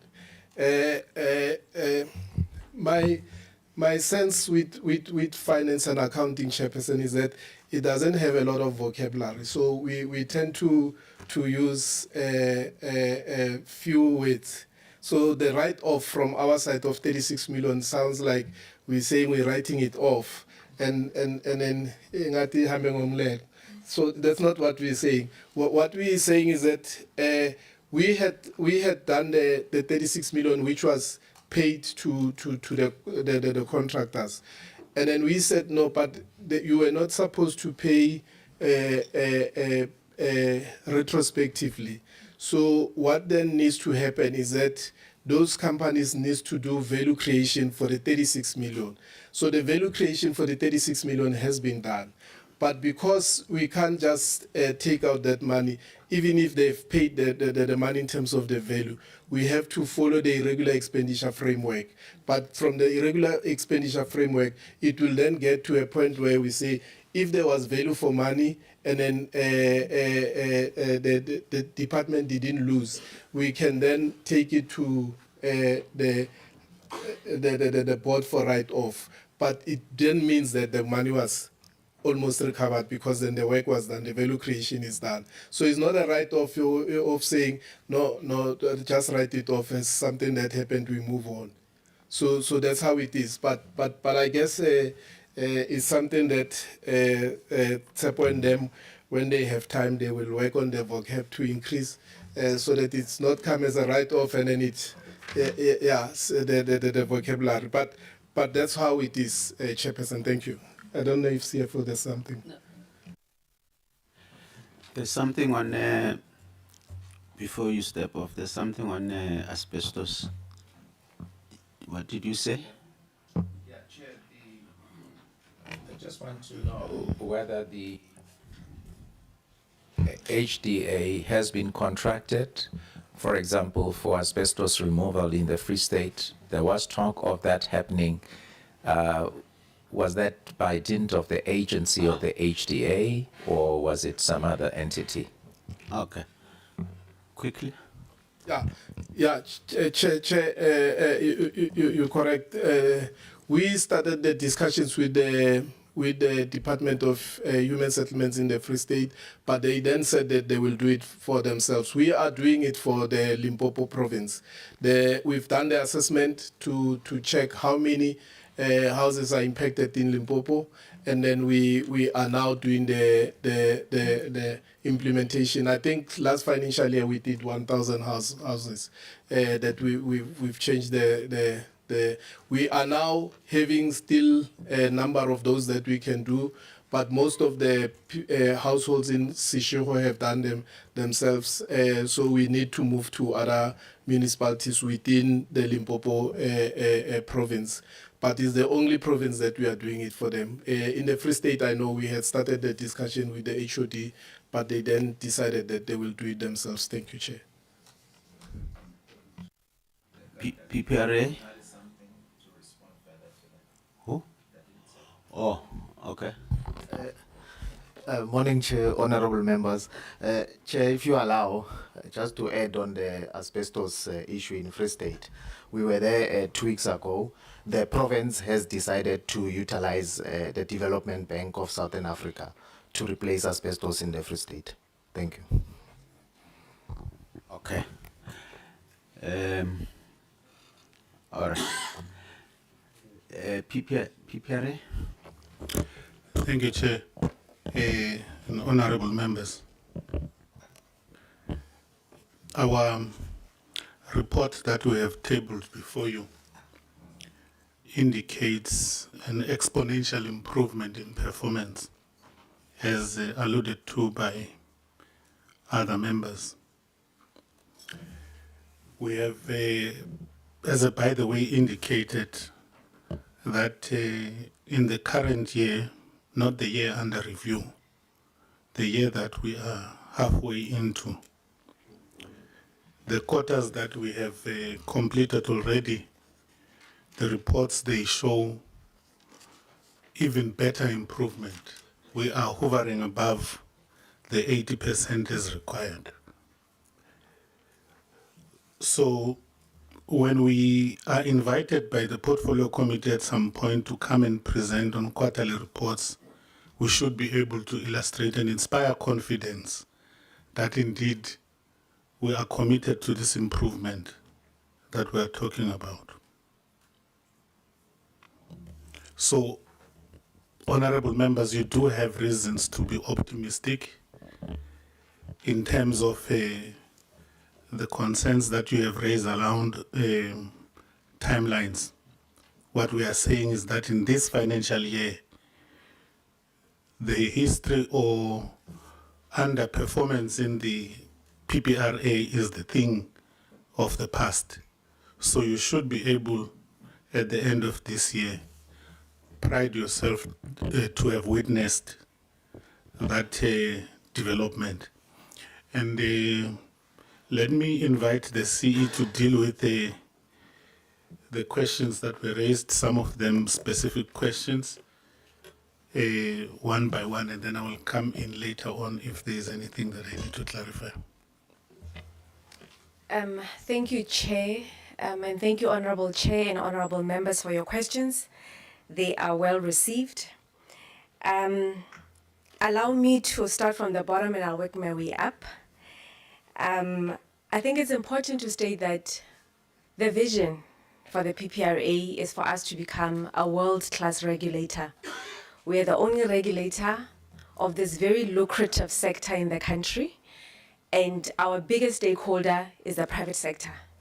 So we cannot sit in this room and we are qualified. We have a qualified audit opinion. We are sitting at 63% performance, and we want to strive to be a world-class regulator. So that there must be alignment and consistency. And I want to assure you that that is the vision. And we as management and the leadership of the PPRA, we are committed. So we will come here to be held accountable so that we can be measured against our words. And like Honorable Mebeti said, she hopes that I'm not just talking. So I will strive to walk my talk. But just talking about the timelines, Honorable Lambada, so we do have a timeline in our procurement plan for procuring an ERP system. And I did say earlier in my presentation that we have committed to have this system placed before the end of the financial year. This process would have been done last year, but there were grievances once the bid was finalized. And I've always maintained that we are a regulator and not a litigator. And I didn't want to go to court for somebody's challenging our procurement or our whoever we would have awarded. So as far as timeline of this procurement, it is set. It will be before the end of the financial year. And as far as cleaning up, I will answer this question as I answer some of the questions, just so that you know that we do have an action plan that we will ensure that it is implemented. And the next questions from Honorable Ditebe. He mentioned and quoted Section 63 of our legislation. So Section 63, as he articulately captured it, has to do with undesirable practices within the real estate sector as pronounced by the minister. And one of the undesirable practices in the sector is around barriers of entry, which we have deemed as untransformative as well as undesirable. So to answer you whether we have received any challenges, just last week, and we must be honest as a country that transformation is received by many, but equally on the other hand, there is resistance. And there will always be resistance, especially in the sector, because it is a lucrative sector. And that's why inclusivity, we can't be apologetic about it. We really have to press on. So we did receive summons where the minister was cited, as well as the PPRA, where there is a group called RCC that says that the court must pronounce that this provision is desirable. So barriers of entry, untransformative sector is desirable and not undesirable. So that's what we are challenging, and we will be opposing the matter because we believe that it is our mandate to do so if we are going to ensure that transformation does happen in our lifetime.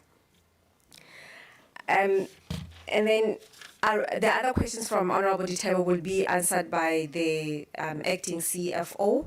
But the issue around the franchise model, Honorable Ditebe, this project has done tremendous things in a short span of time, because we do understand also when we're talking transformation, we have to talk economic transformation. So when we're saying who are the entrance into the sector, we can't just look at numbers and interns and candidates. We have to build business owners in the sector, entrepreneurs, and this is what this franchise model is seeking to do. And just since March, they've employed, the 7 PDIs that I spoke to have employed 37 employees. They are selling like crazy, and the next session, I'll come and tell you how many properties they've sold, what is their professionals fee they've sold, what is the commission they've received, because at the end of the day, we're not doing it for charity, we're doing it for money, to help households and also to aid in employment in our country.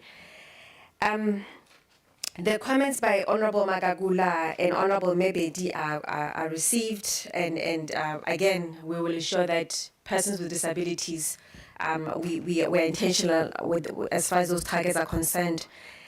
And Honorable Gamede, so the significant risk in the entity is just not having an enabling ICT infrastructure. We do have a risk matrix that we have formulated and we are monitoring, and I'm happy to report that we have finally appointed a chief risk officer who is competent and is assisting us in this regard. And one of the other risks was around the POE, so the portfolio of evidence, and this was one issue that AG had raised in the previous financial year, but we're ensuring that there is verification that is embarked upon by the internal audit. And stakeholder engagements, we are engaging both internal stakeholders and Gamede, as well as external stakeholders with whatever initiatives that we're doing. Just to give an example, even with our stretch sessions, we do invite organized labor, who is Nahau in our instance. They sit in those sessions so that they know that what is it that we are doing as an organization, and also that we have their buy-in and we're able to work. So I think the area of stakeholder engagement is one that we are covering well. And then Honorable Dlamini, the issue around the transformation and the BEE. So the contention here was around Section 50, where the PPA, the Property Practitioners Act, said that in order for us to award fidelity fund certificates, which is the tool of trade, the practitioner or the business must hold a valid BEE certificate. So the contention was around that 5-letter word. The industry said no, we can issue a certificate that's valid. Valid means it must not have expired, and we were of the view that it must be compliant and means it must adhere to certain levels of the BEE. But we have since received a legal opinion, and the legal opinion did say that our interpretation of our legislation was not correct, but that's one area where we are not relenting on. And the industry as a whole had come and they had applied for a blanket application to say that they must be exempt from this provision. And we have since responded and said we cannot, because then we'll be going we'll be going back on our word of transformation.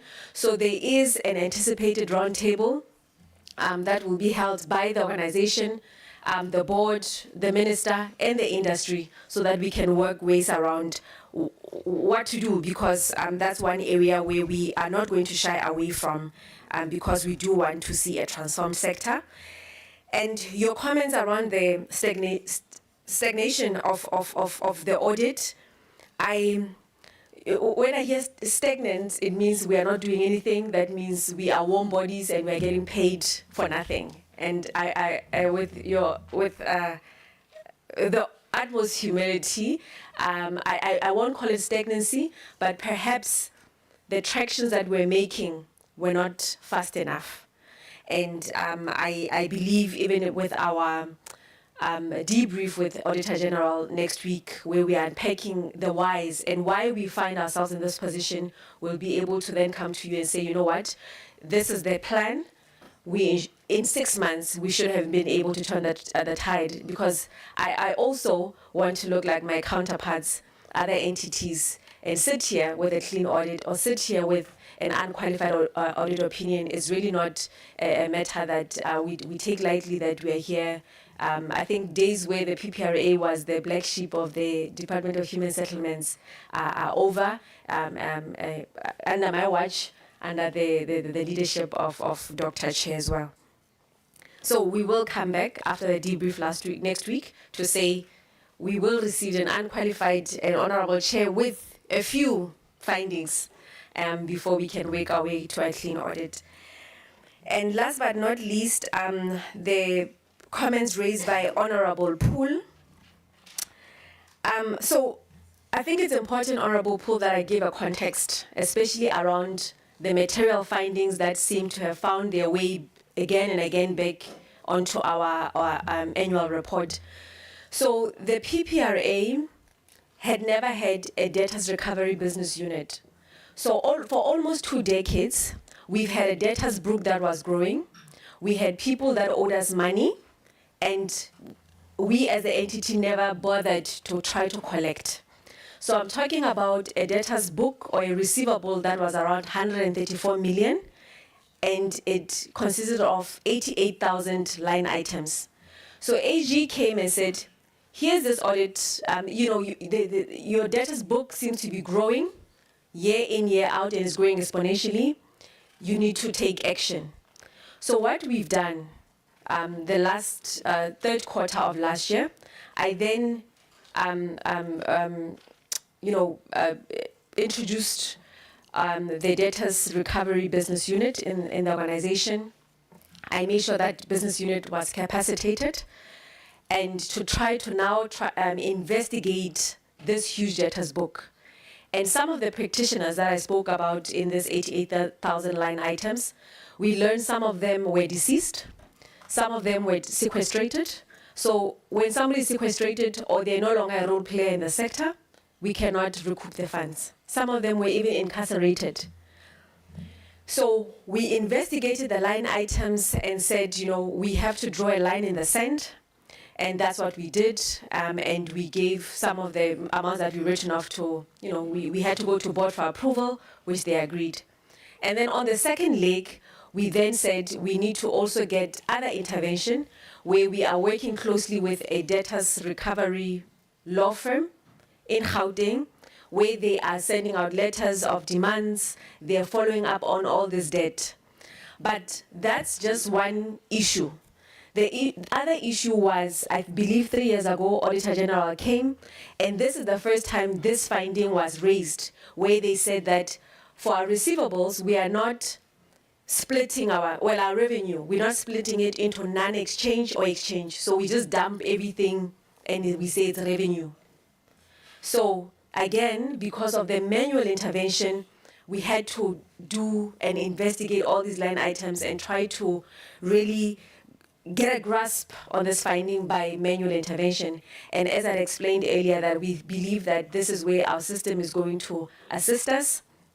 And I'm glad, again, that the Auditor General is here, because that also, for us to be able to really get to the bottom of some of our findings, especially the material ones and the repeat ones, it will be imperative that we have some of the team members of AG remain, because again, every new member that comes, they need to first get acclimated to the entity.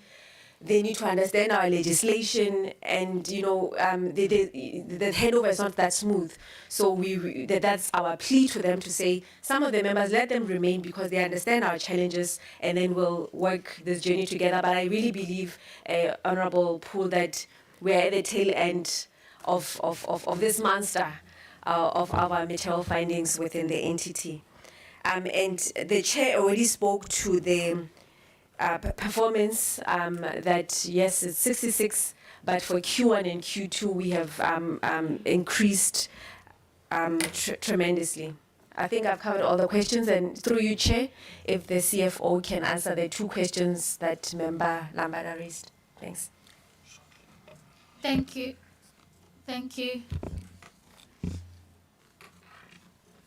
In first question relating to the system was, what are we planning to replace SAP with? We are currently using an old sub version. We always joke and say it's like 3310, Nokia 3310. So, and our act and business grew because it's an old system. So in order to modify the system to meet our business needs of how each business unit should operate and produce, it's at that point that you can't expand it. You just need to go to a better version. So it's not the name SAP per se, it's to move to a system that will be compatible or well designed for the business needs. So for the tenders that we issued, we know specifics, so it must be SAP because there are multiple subsystems, a multiple system that are at the best version to cater our business needs. So it's merely, it's more on the old version that we are using than the name SAP.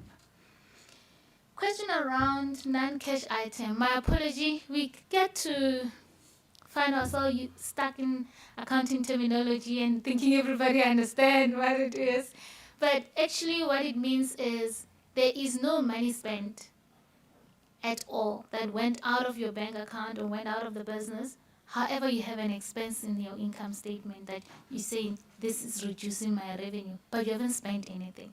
We normally call it non-cash item, but it's actually expense with no cash, actual cash. And that emanates from our debtors books. And it's a requirement per graph that we must do it that way. If we don't do it, then age will be on our, so what happened there, like the CEO mentioned, is that our act came with more, the new act gave us more powers. Before, we never used to levy fines on the property practitioners that are not submitting audit reports. So with the new act now, we have more powers. The act requires us to start fining, levy penalties for those that are not submitting the audit reports. So with the new act, we started levying those, issuing those fines, recognizing revenue, and having more debtors. So our debtors book grew. So now the standard says whoever that is sitting in your long outstanding books line item, as much as you are collecting and you're not collecting effectively, you need to raise a provision. So we are raising that provisioning. We have not spent anything, we have not lost anything, but GRAB requires us to make an assessment and raise provision for that credit loss. There isn't any money lost at all. But in the interim, as much as we have not lost anything, we do exactly what the CEO has mentioned. We establish debtors unit, a law firm assist us with implementing legal action and taking those clients that are still not paying to disciplinary processes. But we will still get the money that we expect to get in line with the legal route that we are taking. Yeah, I think I covered all questions around financials. Thanks. Thank you, Chair. Thank you.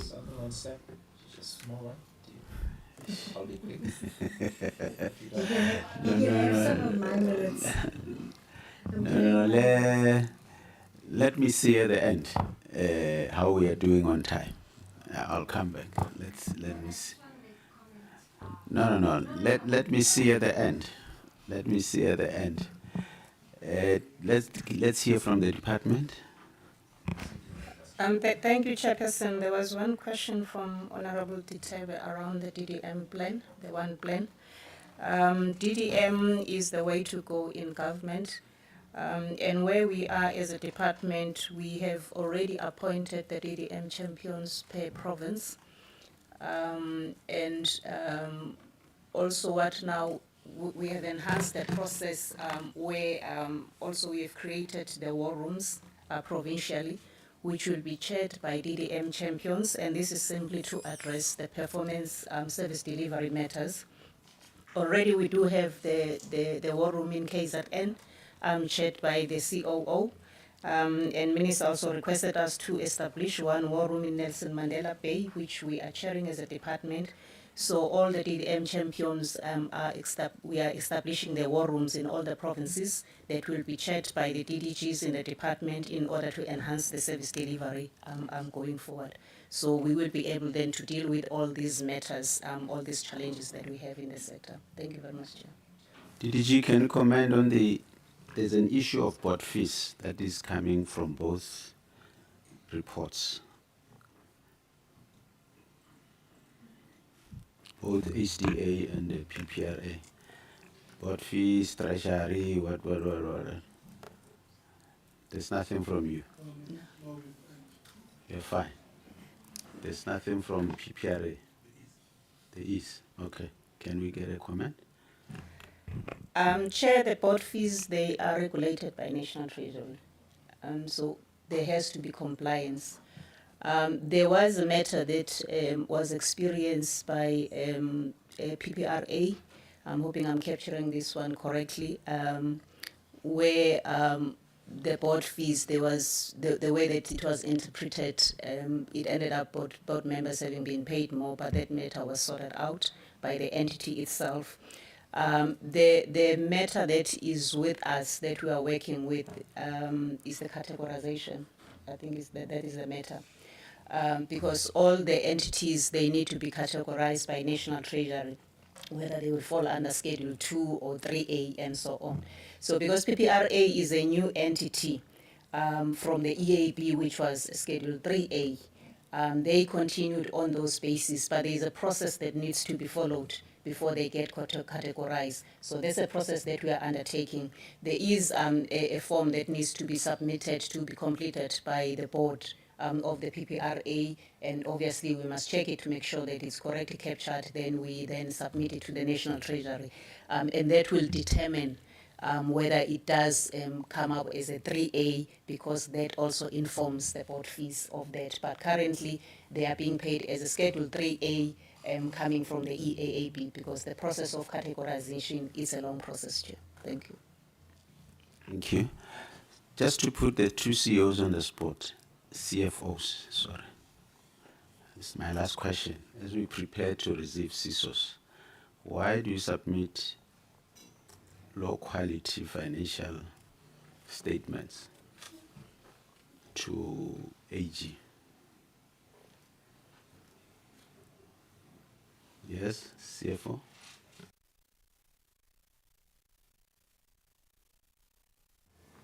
Yeah, thank you, Honorable Chair. Yeah, Chair, on our side, as I've indicated, we're just using a manual system, Chair. And I think towards the end, when we submitted, there was just a slight oversight, especially tying the figures in the notes with the face of the financial statements. So that's only it, Chair. But otherwise, everything else was fine, Chair. Thank you. And we promise that this is the last time, because we are gunning for a clean audit in this 2024-25 financial year, Chair. So yes, thank you. PPRA? PPRA? Thank you, Chair. The acting CFO, she's acting for exactly that reason. For submitting low quality. No, Honorable Chair.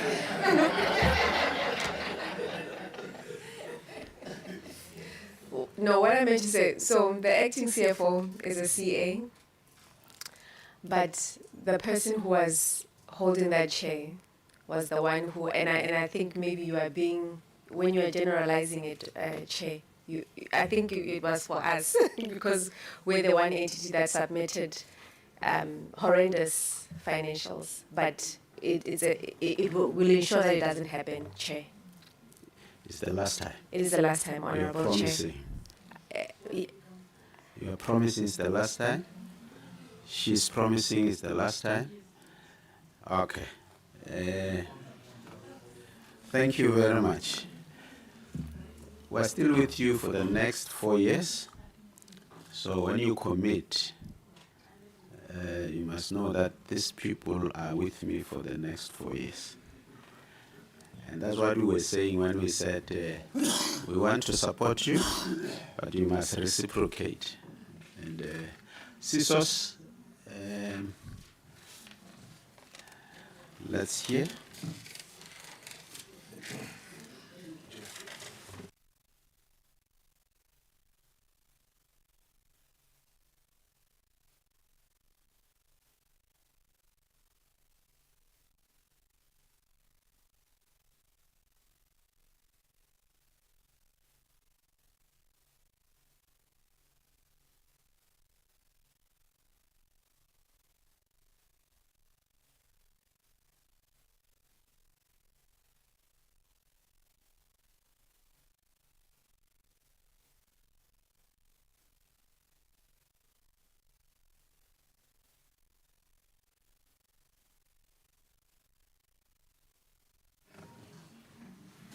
Has SHRA arrived?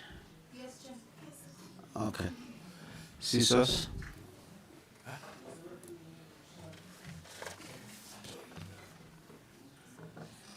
Chair or Deputy Chair? Thank you very much, Chair.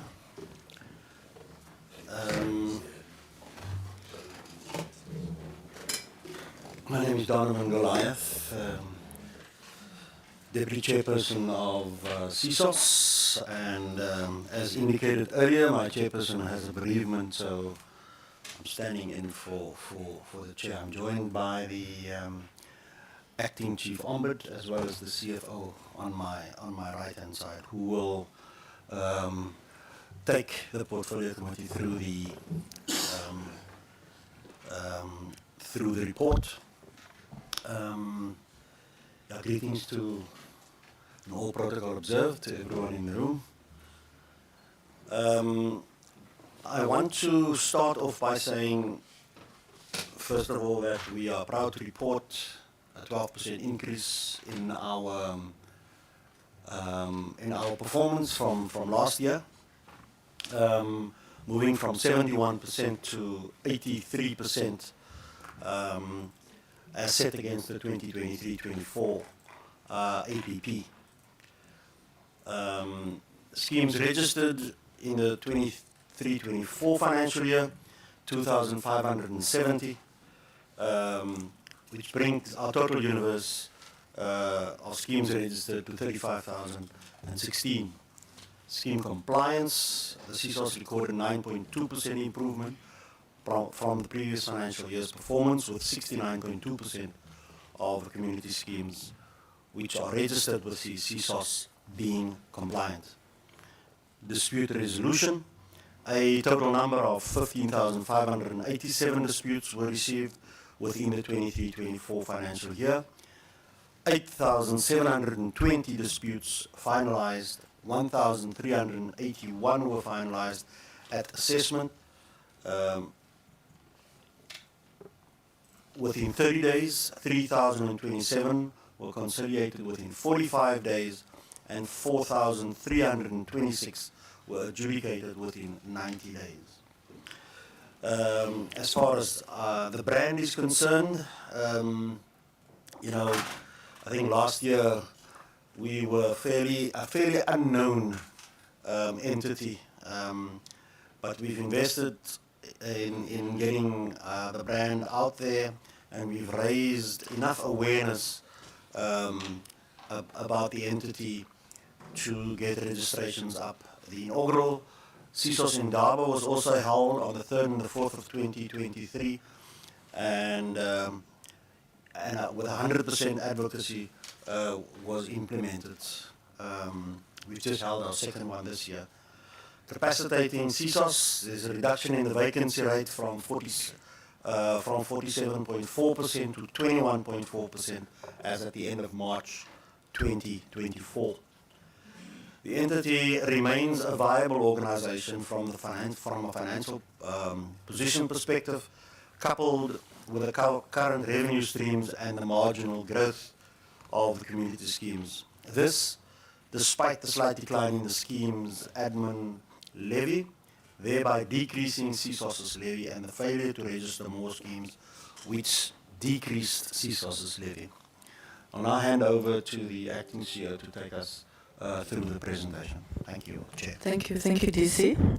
Good morning, Chair and members of the Portfolio Committee, Chairpersons of Board, dear DDGs and colleagues. We are indeed presenting the 23-24 financial year APP. We had in our APP planned to achieve 23 targets. We achieved 19 of those. We did not achieve 4 targets, and that gave us an overall achievement of 83%. This slide is giving us a picture for the previous 5 years of CSOS, since this is the last year of the MTSF. We started the MTSF with an overall achievement of 47%, but we ending it with 83%. We were actually increasing the performance. You can see that at 21-22 we were at 82%, the highest ever in terms of CSOS. When you're looking at the previous MTSF, the one before this one, we were achieving around 40 to 53%. So we are an entity that has improved, and we are improving. And we do acknowledge there are a number of things that we need to look at, and we will be focusing on those. In terms of our planned initiatives, we actually, over the 3 years over the MTEF, achieved the following unqualified, the following audit outcome. In 21-23, we had a qualified audit outcome. And in the 22-23, we had an unqualified audit opinion with limited material findings. We were almost close to a clean audit. We then planned to achieve a clean audit in the 23-24 financial year. We have, unfortunately, in that financial year for the 22-23, achieved again an unqualified audit opinion with findings.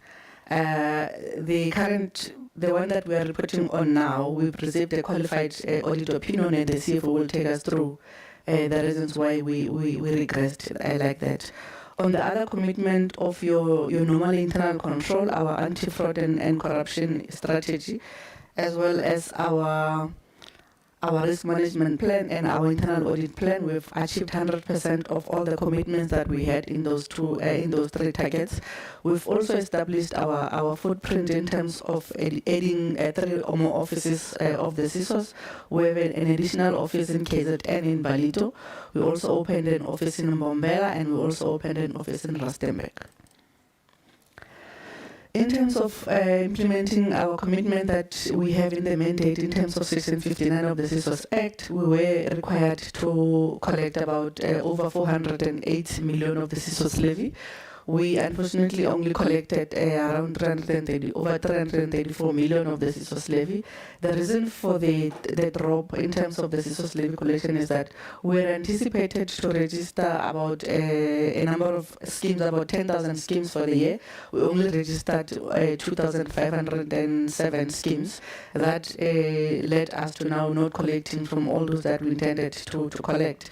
We also have, Chairperson, in our database, some of the schemes that are registered, but they're not paying levies. And this means they're not complying to that Section 59 of the CSOS Act, where we need them to be paying the CSOS levies to us. And the overall number of that is around 9.82% of those schemes that are not paying levies. In terms of our commitment to transformation targets, the set aside, the designated groups, we have also a commitment to procure 40% of our budget from businesses owned by women and 16% from businesses owned by youth. We have achieved both those 2 targets.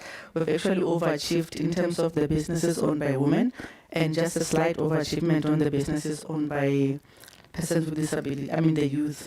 We did not achieve, however, the 2 targets that we have in terms of persons with disability as well as businesses owned by military veterans. We do have quite a number of initiatives planned to ensure that we achieve this target in the current financial year, and we're starting to see improvement, especially in businesses owned by persons with disability, because we've achieved the first quarter and the second quarter of the current financial year. We have signed also an MOU with the Military Veterans Department, where they will be sharing with us the database that they have of military veterans, so that we'll be able to report positive results on that particular indicator. We're now moving into the core function of the CSOS, where we are reporting on what we did in terms of regulating the sector. Again, in terms of compliance to Section 59 of the CSOS Act, we need to register schemes. We targeted to register 25% of the schemes. As a result, we did not achieve that target. We only registered 6.4. This 25% was actually equivalent to 10,000 schemes that we needed to register.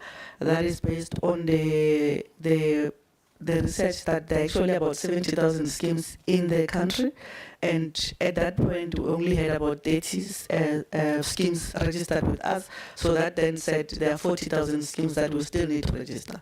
So hence we targeted to register 10,000 to achieve it over the period of 3 years.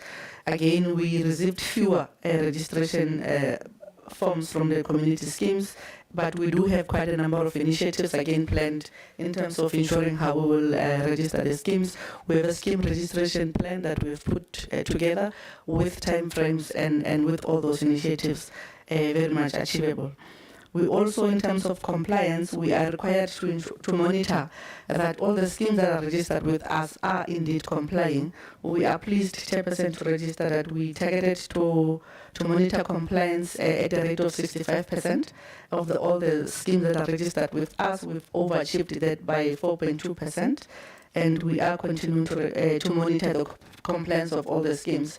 Part of the compliance that we're talking about talks about being registered with the CSOS, paying your levies, submitting your annual returns, as well as submitting your scheme governance documentation. On this slide, we are sharing the commitment that we had again in terms of compliance, where all the schemes are required to submit their scheme governance documentation. By scheme governance documentation, we mean the conduct rules of the scheme, how do you operate, how do you charge fines, how do you accept people like when they want to do slaughtering, how is that allowed? So all those items should form part of the rules of each and every scheme. So they do submit to us those rules, we quality assure them, and then we issue out a response within 30 days. So of all the schemes that submitted all those quality assurance rules, and then they have been amended and they are now not infringing on anyone's rights, we approve them and then we issue them compliance certificates. In terms of moving now to the dispute resolution process, that was about Chapter 3 to 4 of the CSOS Act.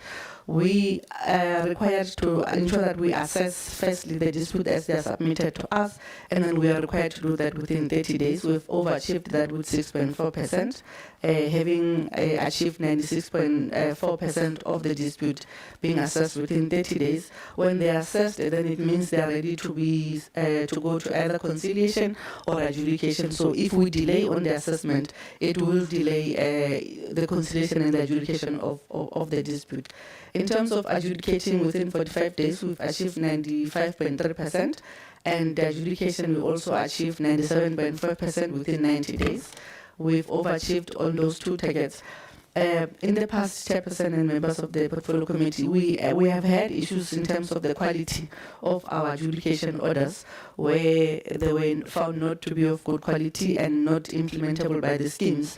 We have since established a quality assurance unit that actually quality assures all the orders as they come from the adjudicators, and should also to ensure that we don't delay the issuing of those orders, we quality assure them within 7 days, and we have actually achieved 99.3% of all the orders that we have issued being quality assured.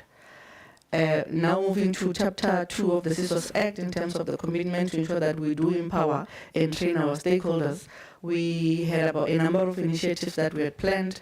We were supposed to coordinate about 85 training sessions. We've overachieved on that, as well as training of our conciliators and adjudicators to ensure that they are always they are aware of the best practices in terms of dispute resolution. We've overachieved on all those training commitments, as well as the stakeholder information sessions that we had planned. In terms of our commitment, again, this is the last slide on the performance of transforming this very untransformed sector and ensuring that we actually advance the transformation of the sector.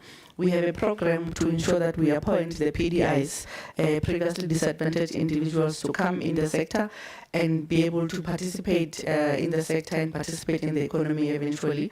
So we have a program where we appoint an executive managing agent that can go and manage schemes after they've been trained by us.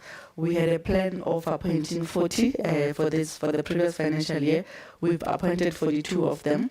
And we're also pleased, Chairperson, to say all those that are sitting on our panel, they are now exposed and they're given an opportunity, and that this is the first access to market that we're giving to them.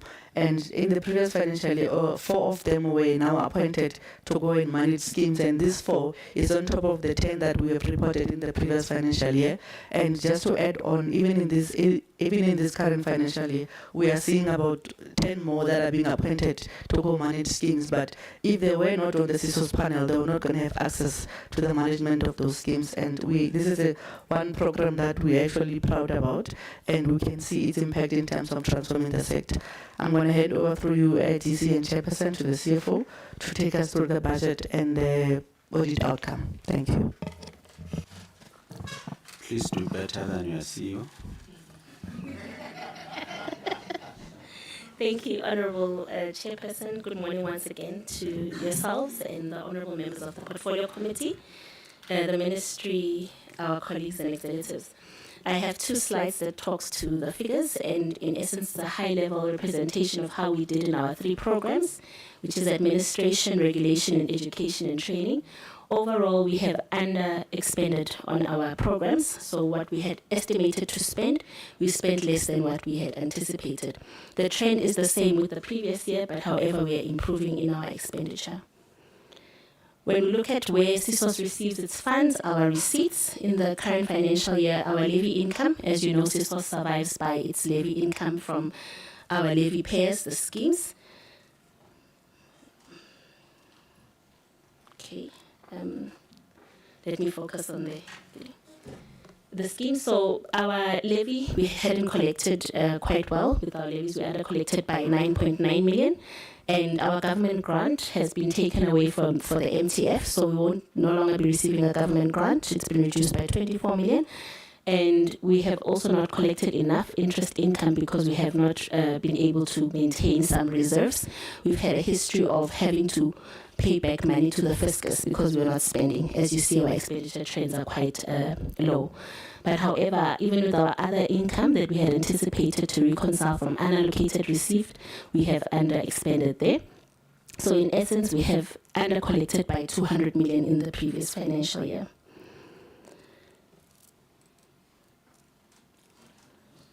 Okay. When we look at our audit outcome, which is quite unfortunate, we have improved in the last 4 years. We had a qualification. We came out of the qualification, had an unqualified audit outcome for 2 years, but in this financial year we have regressed. And in the main, the areas of qualification, I will touch on them in the next slide. But however, to note that in our core program, which is regulation, we've maintained our unqualified audit with material outcomes from a program perspective of regulating and also adjudications in the DRG section. We have maintained that. Procurement issues continue to plague us. We do have recurring continuous procurement findings under irregular and fruitless expenditure, as well as our audit annual report and annual financial statements. We still do have material misstatements, Chair, and that is why we will touch on the areas of qualification. And the summary of our audit outcomes is that we have various limitations, and the limitations are in essence because of the population that we have of community schemes. The Chief Ombud had touched on the population of community schemes. We were looking at about 70,000 community schemes in the country. The number keeps growing, but in our database, we only have 32,000 schemes. So as a result, with what we record in our database, we do need to process some impairments. So there are schemes that are there that we have been billing, but they have not been paying the CSOS. And the question then arises whether these schemes are able to even pay us, even not having paid us for so long. So we did raise a provision for allowance for impairment loss, but there was disagreement with the auditors, and as such, that amount then remained in the uncorrected but material misstatements, and as well as unallocated receipts. As you know, we were established we're not 8 years, we're 8 years now, but schemes have been in existence before the establishment of CSOS. So we're also trying to collect monies. There are those that are complying and paying us without putting a reference number. Therefore, it makes it difficult for us to trace those schemes, and therefore they end up in our unallocated receipts. We have been trying to locate them so that we're able to allocate the levies that they pay for us in order for them to comply. But however, with the audit process, the AG could not fully determine the extent of the adjustments that we had made to this unallocated receipts. As well as revenue from exchange transactions, that's our entire population. As you know, we're dealing with 32,000 schemes, so trying to trace that R2.19 that you pay to CSOS to each and every scheme, it's a huge population size. And as a result, during the audit, that entire population could not be audited, which resulted in a limitation of scope. And in future, we will ensure that we improve our record keeping so that it's easier for the AG to drill down to each and every scheme if they had to verify the amount that each household pays to the CSOS. We then had some material misstatements that we did correct. We were able to correct these ones. There was an understatement in what we have disclosed as a provision to Treasury. We have agreed to correct this one. So if each year, as I've indicated, we collect quite a lot of levies, but if they're unspent, we then have to surrender them to CSOS instead of to the Treasury, instead of replenishing the CSOS cash book, but this we've then since recognized because we have a history of surrendering a portion of our surpluses to the fiscus. Irregular expenditure, we had to recognize some irregular expenditure with regards to competitive bidding, and in the main, it's just variations in the marketing panel or not getting the 3 codes or low codes if people don't provide sufficient number of codes, but we have disclosed that and we are dealing with it in terms of the irregular expenditure framework. Fruitless and wasteful expenditure. As you would recall, we had a bespoke system that was designed for the CSOS Connect, where people will be able to transact with us online. There has been delays in finalizing the implementation of that system, and as a result, there's a portion of which we had disagreements with the auditors that because the system is not live, when you said it would go live by March, then that portion of you guys not going live then is fruitless and wasteful because you should be running the system by now. So we've recognized those particular license fees. And this is in particular the banking platform because people are still not being able to pay us directly on our CSOS Connect platform. But however, we have remedial action plans that we do intend to put into place so that we improve on our qualification back to our unqualified and ultimately a clean audit. We have developed an audit action plan which has timelines and will be monitored monthly and on a quarterly basis. We do intend with the Chief Ombud to invite the AGSA to unpack some of those areas that keep on becoming recurring audit findings. And we have implemented the revised accounting policy. So we managed to clear the issues on recognition of revenue, but we want to revise the accounting policy, particularly on unallocated receipts, so that we're able to deal with the problem technically as well as document management. From a revenue collection perspective, we have not achieved because we haven't collected as we had anticipated, but we are dealing with a strategy to ensure completeness of our database and other projects that are underway in the governance unit to make sure that every scheme in the country is registered with the CSOS and is paying us in terms of the Act. In the current financial year, we continued with our monthly reporting on planned targets. This will allow us to have an timeous picking up of issues that need to be attended to every quarter. The loss control in our high-level summary, the regression in consequence management was that we do identify these issues for consequence management. However, the time period it takes for us to implement disciplinary actions takes time. For all the people, senior, middle, and junior levels that we have implemented consequence management in the CSOS, they've gone to the CCMA. Most of our matters are sitting in the Labour Court. These are issues that deal with our VBS. There are still employees that are taking the CSOS on to Labour Court for dismissing them for such cases.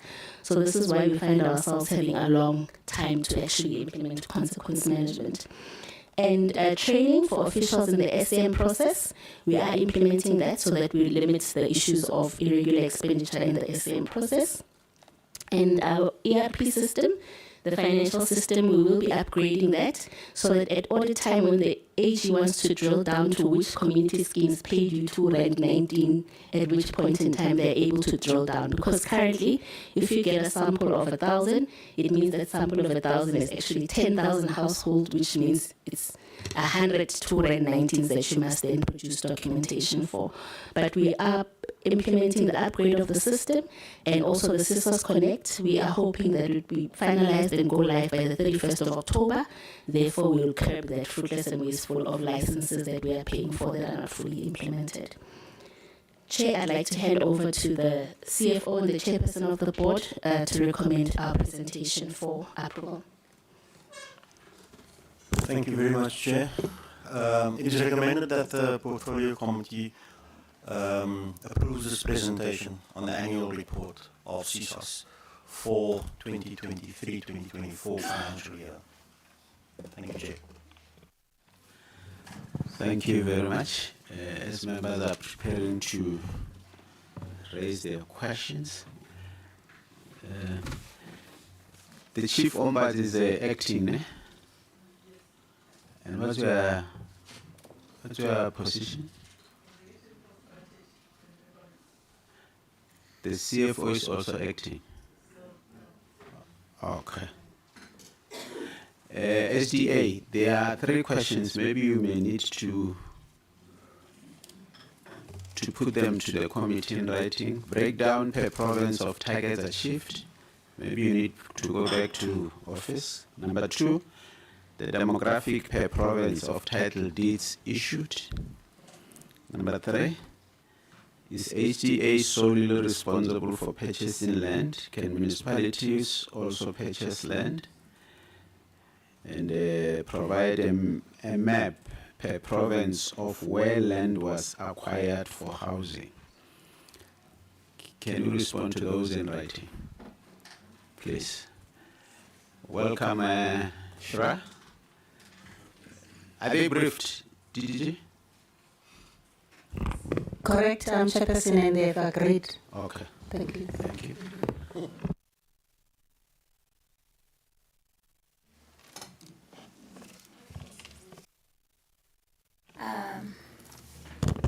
Morning, Honorable Chairperson, Honorable Members, Department Officials, and entity present. And my name is Bulani Tobejane. I'm the Chairperson of SHRA. With me, I'm with Leboa Letswalo, is an acting CEO. As a council, we need to deposit this in front of the members that as SHRA, we do have high employee turnover, especially on the level of executive. That brings a little bit of instability, but as a council, we have put the measures in place for the purpose of the governance, leadership, and management, and the daily running of the organization. Why this highly turnover? We didn't confirm the CEO and the CSM on their probation, so that's another one. Then on the issue of compliance manager, the interviews are set for next week. Then for company secretary, the advert is going for print media on Sunday. So these are the issues that I want to present first to the committee. And as SHRA is being swimming DDG in terms on this 58-60%, but recently we see the move of 64% on the performance. But I will leave all the operation matters to the CEO so that he run with it, if you allow me. Thank you. Good morning, Chair and Portfolio Committee members. Apologies for messing up your schedule. To that extent, I thought Chair was going to also alert you that this acting CSM had an emergency last night, so he could not travel, and apologies for that. But I'm going to do my best to make sure that I meet the time that has been afforded to us. Chairperson, without wasting any time, the SHRA ended at end March this financial year with a clean audit. For the first time since its existence, a lot of effort has gone into it. We've been missing it over a number of years, and ultimately we got to meet or achieve it. From program outcomes, overall, the unit completions, we missed them by a marginal 134 units for the year, and got 29671 units tenanted. That's about 97% of the units that were completed in the year were tenanted. So that's a plus. Overall, for the MTSF, we got to a 77% of the units completed. Whereas were we to meet the 18,000 units, we would not have been able to carry that mandate from financial viewpoint. However, plans were there to achieve 18,000 units. And from economic recovery contribution, 9,500 jobs were created as part of the social housing contribution. And continuously, Chairperson and Portfolio Committee members, the institutions that perform the jobs for or the function of the SHRA, 80 of them are accredited, 9 that are fully accredited. Our target was 10, but we missed it by 1. And in the whole environment, 29 of them have stock, and 6 others have construction projects under construction. So ours is to make sure that all these accredited institutions have projects, rather than just having accredited but without projects. Access to land remains one of the issues, or land and buildings. Let me put it that way. Land and buildings becomes a challenge, but there are plans to rectify that. From expenditure viewpoint, Chairperson, one of the targets that we missed was the 95% expenditure. However, we exceeded the in-year budget. The budget was 800 million rands, and we got to over R1 billion, but we still missed the 95% achievement because we increased our target budget for the year. So that was a painful one to miss because it was in our control. From institutional performance viewpoint, as Chair alluded to it, we come from the previous year at 58%. We've seen as a marginal 6% increase. The outer year projections, of course, starting with this year, is that we've learned from the mistakes in the past. We're correcting them, and as we speak, as end of this quarter behind us in March, sorry, not March, in September, we have an audited performance of 83%. Ours is to make sure that with the clean audit, there's also performance, so that there's no, we're not missing any of the two. They correlate. And overall, we missed 9. So sorry, we got to 16 performance target versus 25 for the year.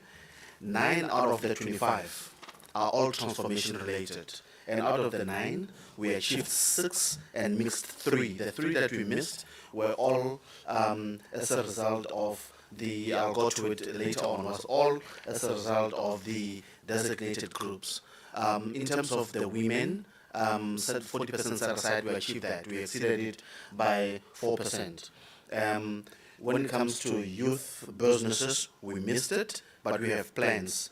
And the people with disabilities in construction, we find it very difficult. Chairperson, just for your comfort, we went into the CIDB as the regulator of the construction industry, and they don't have a category there of people with disabilities, but we've gone to them and say, please help us as the regulator of that space so that we can be able to perform. But we're not sitting back and shrugging our shoulders. We continue to engage bodies and association that deals with people with disabilities. Hence, you see that marginal 0.016, all on OPEX-related matters, but not on CAPEX-related business, which is where the lion's share of the SHRA's expenditure is.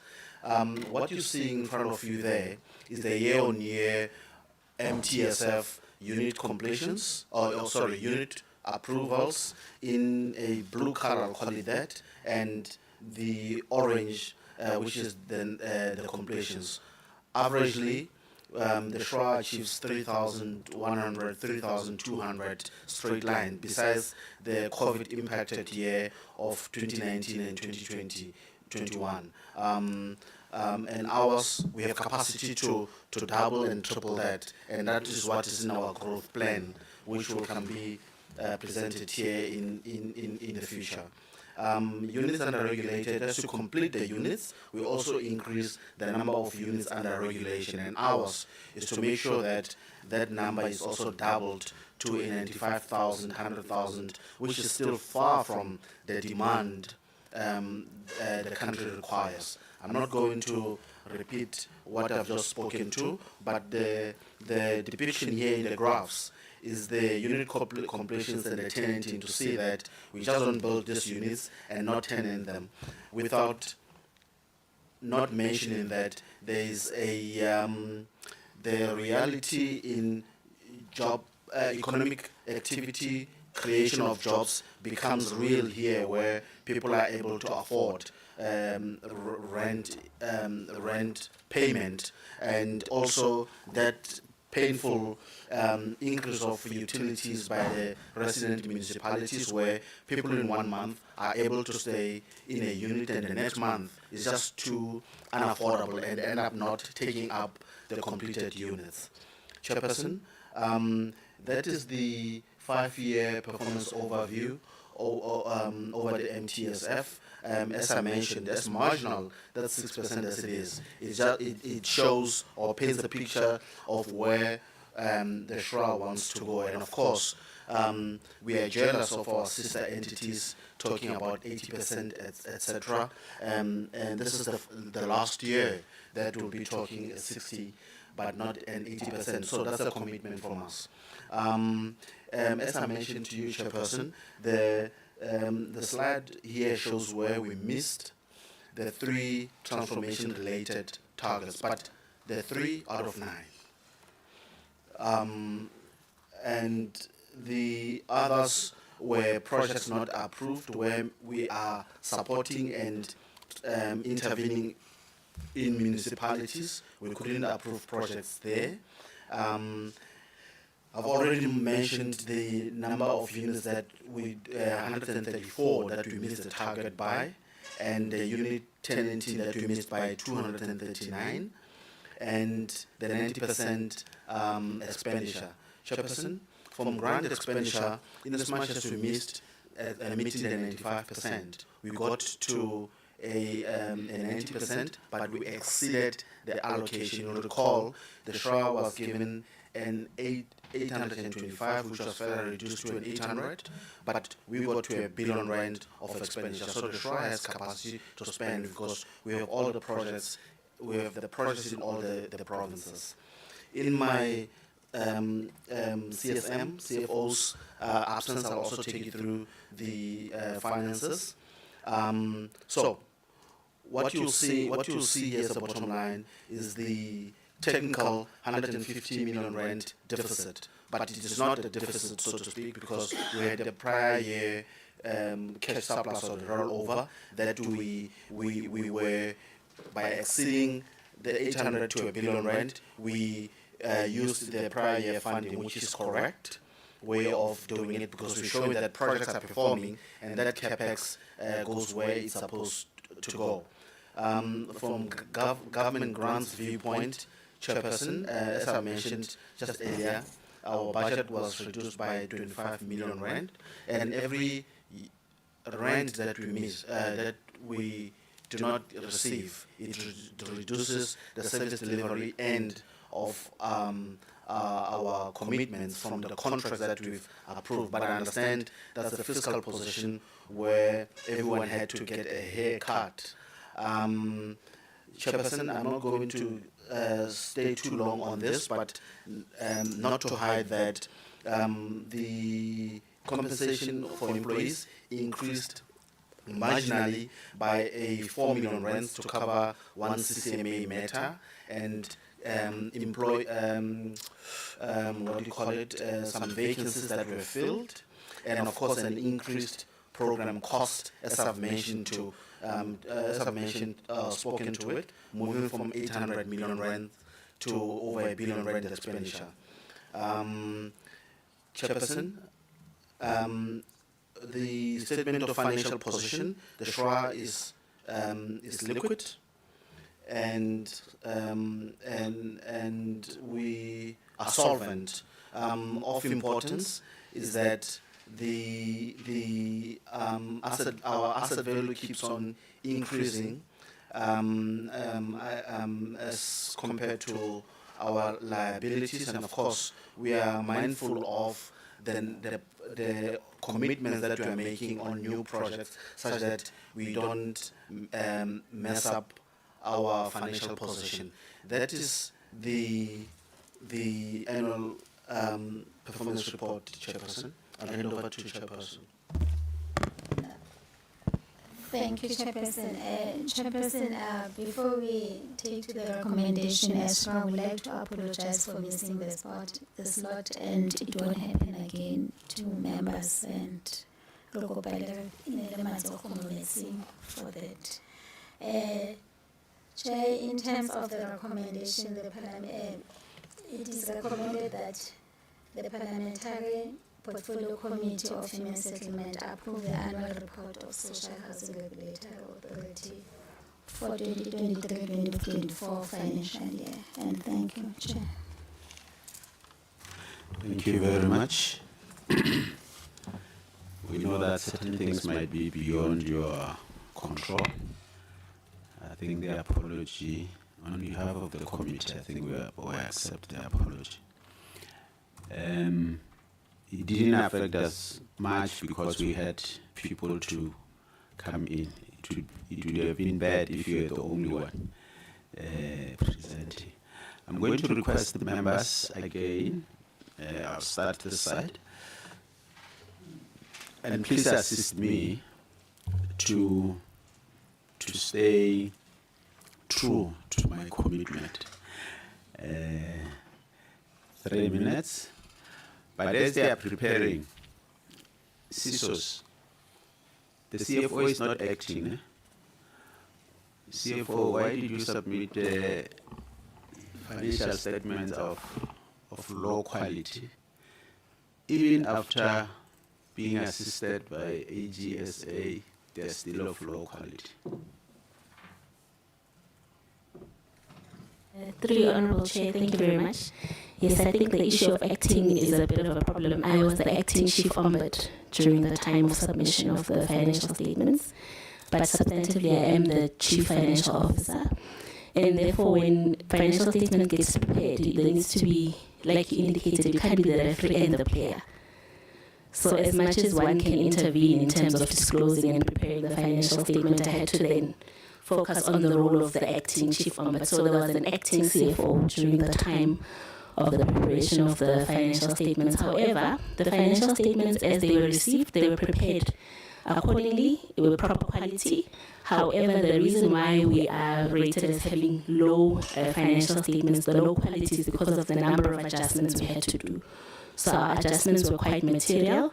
As you would have seen, Chair, in the report, we processed adjustment of over hundreds of millions, and it's the nature in which the amounts are disclosed. So the corrections we had to make, for instance, one of them I cited was the impairment provision. That's 160 million. So already the nature of the amount, because of the amount, it's huge. It then renders the financial statements inaccurate from the reporting perspective. But we do take accountability for it, Chair. We've prepared checklists so that we ensure that whoever is in the seat, those financial statements do comply with the checklists to ensure quality going forward. Yeah, I think to Chair and even the DDG, let's avoid putting CFOs to be accounting officers. Let's try everything in our power to avoid that, because if the CFO is an accounting officer, then we are in trouble. Honorable members, Honorable Abada, do you have questions? 3 minutes, rule will apply.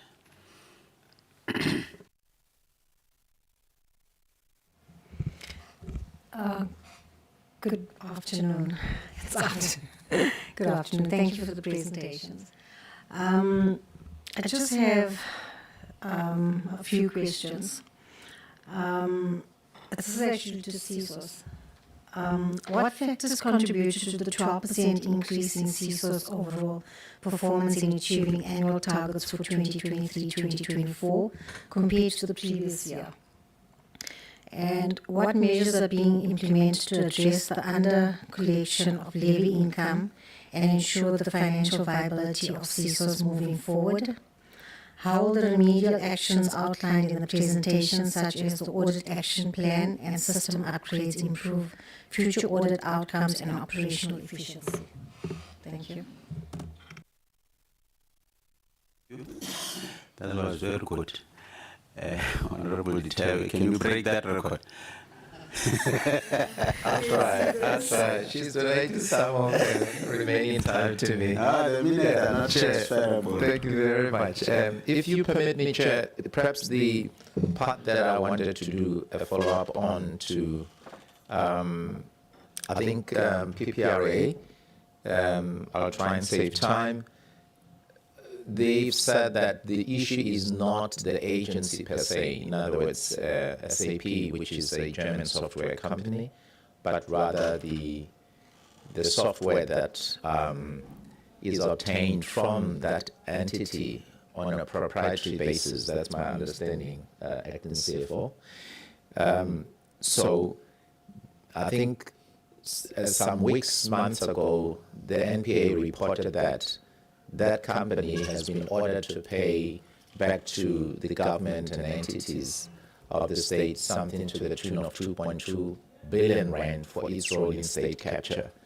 Now, the AGSA being here, how do you reconcile that? Is it a matter of they've atoned for their sins by paying back 2.2 billion rand or committing to, and therefore they can therefore continue, that is PPRA, to procure software from SAP?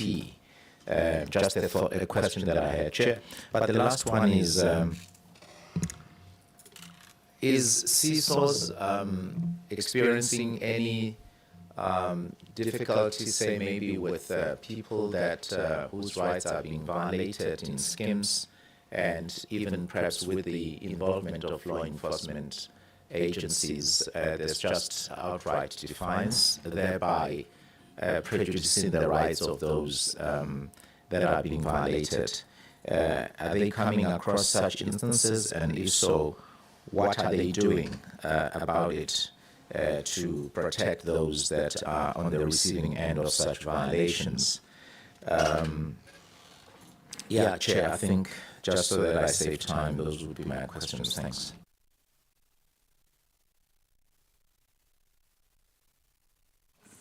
Honorable Magagula. Thank you, Chairperson. On SHRA, maybe on the organizational structure on page 20, it shows that they've, or it reported that they have outsourced the internal audit function. Maybe if they can explain as to why they've done that, and yeah, thank you. Thank you. Honorable Khakile, 3 minutes. It's not transferable. Okay. Thank you, Chair. My first question to CSOS. The employment profile attached in your agency report does not indicate the issue of gender and age. And then if you can explain to us what is your performance with regard to the EE targets, and then you've really tried an increase of 12% to 83%, keep it up. And let me applaud that the CE indicated that they are really trying to improve on their performance. Let it be so. And then there's a 26 increase in your personnel cost and still having vacancy rate of 21%, worsened by very critical positions still vacant. My question to this one is, how far is the process of advertising the positions of the executives as well as those of the senior managers? And then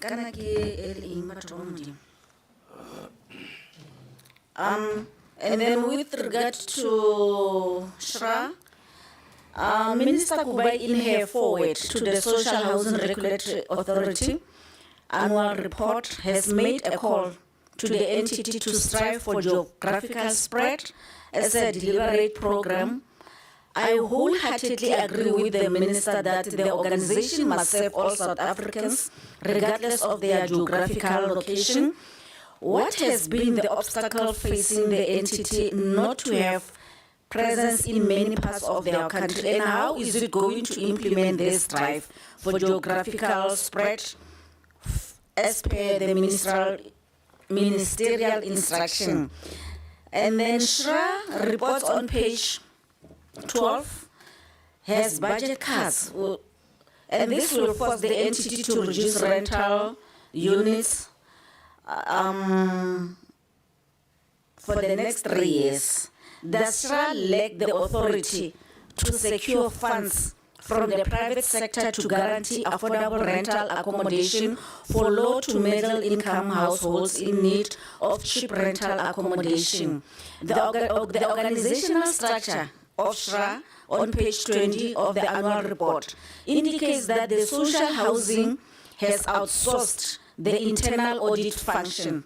The outsourced internal audit unit significantly contributed to the entity's clean audit during the year under review. Why does the entity outsource this important function, and are there any plans to insource this unit as they strive to establish a capable, ethical and developmental state? The SHRA annual report notes on page 22 that the construction mafia government imposed budget cuts and rental boycotts all pose threats to the sustainability of the government-led rental sector. The report also mentioned that SHRA has formulated strategies to address these threats. What are these formulated and implemented strategies, and have they produced any positive outcome? According to the social housing annual report on page 22, the rental market represents 23% of household tenant status. Has the entity considered in this percentage the number of people who are renting in backyard rooms? And has the entity considered formalizing and regulating this part of the sector, as many working class and poor families tend to be accommodated in this kind of the rental accommodation? While the National Department of Human Settlement made a bold decision to boost the social housing subsidy quantum, the social housing annual report on page 26 expresses concerns that decision could lead to decrease in the number of units available for construction, thereby adversely affecting the service delivery. What will be the recommendation that SHRA put forward as an alternate to the department's decision to increase the subsidy quantum? Thank you, Chairperson. Thank you very much. Honorable Gamede. What did you wait 3 minutes and she has taken 7 minutes? Chair, I'll take 3 minutes from our progressive caucus. No, let me start by what you call CSOS. Let me first start by impact assessment. What measures do we have in place to assess or monitor the impact of the Ombud services work on the community schemes? On the case stats, how many cases were handled and what trend can be observed in this type of complaints or issues? On challenges, what specific challenges did the Ombud services encounter in addressing community issues, and what strategies were employed to effectively address these challenges? On SHRA, on the equity conclusion, how does the report deal or address the issue of the equity and inclusion? Are there any prevalent issues where this is reflected? On compliance and regulations, how effective has the authority been enforcing compliance among social housing providers? In case of non-compliance, what consequence management and measures are in place? I thank you, Chair. Thank you very much. Honorable Damini.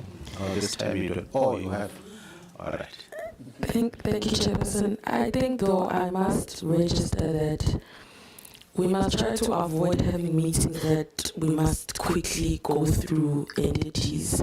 So which means that we must also avoid having meetings on Fridays. I understand the flight constraints and but we come into a meeting, you give us water, we can't even take bathroom breaks, and so I feel robbed from the SHRA presentation. So I think we must try to limit that. My concern from CSOS in particular, and I must make this disclaimer that when we say this, we are not questioning your own personal qualification, right? But when we see regression, when we see you being flagged, when we see, we ought to ask then as to the quality in the recruitment in the human capital in the entities. And when you start to work, because the AG comes after the fact.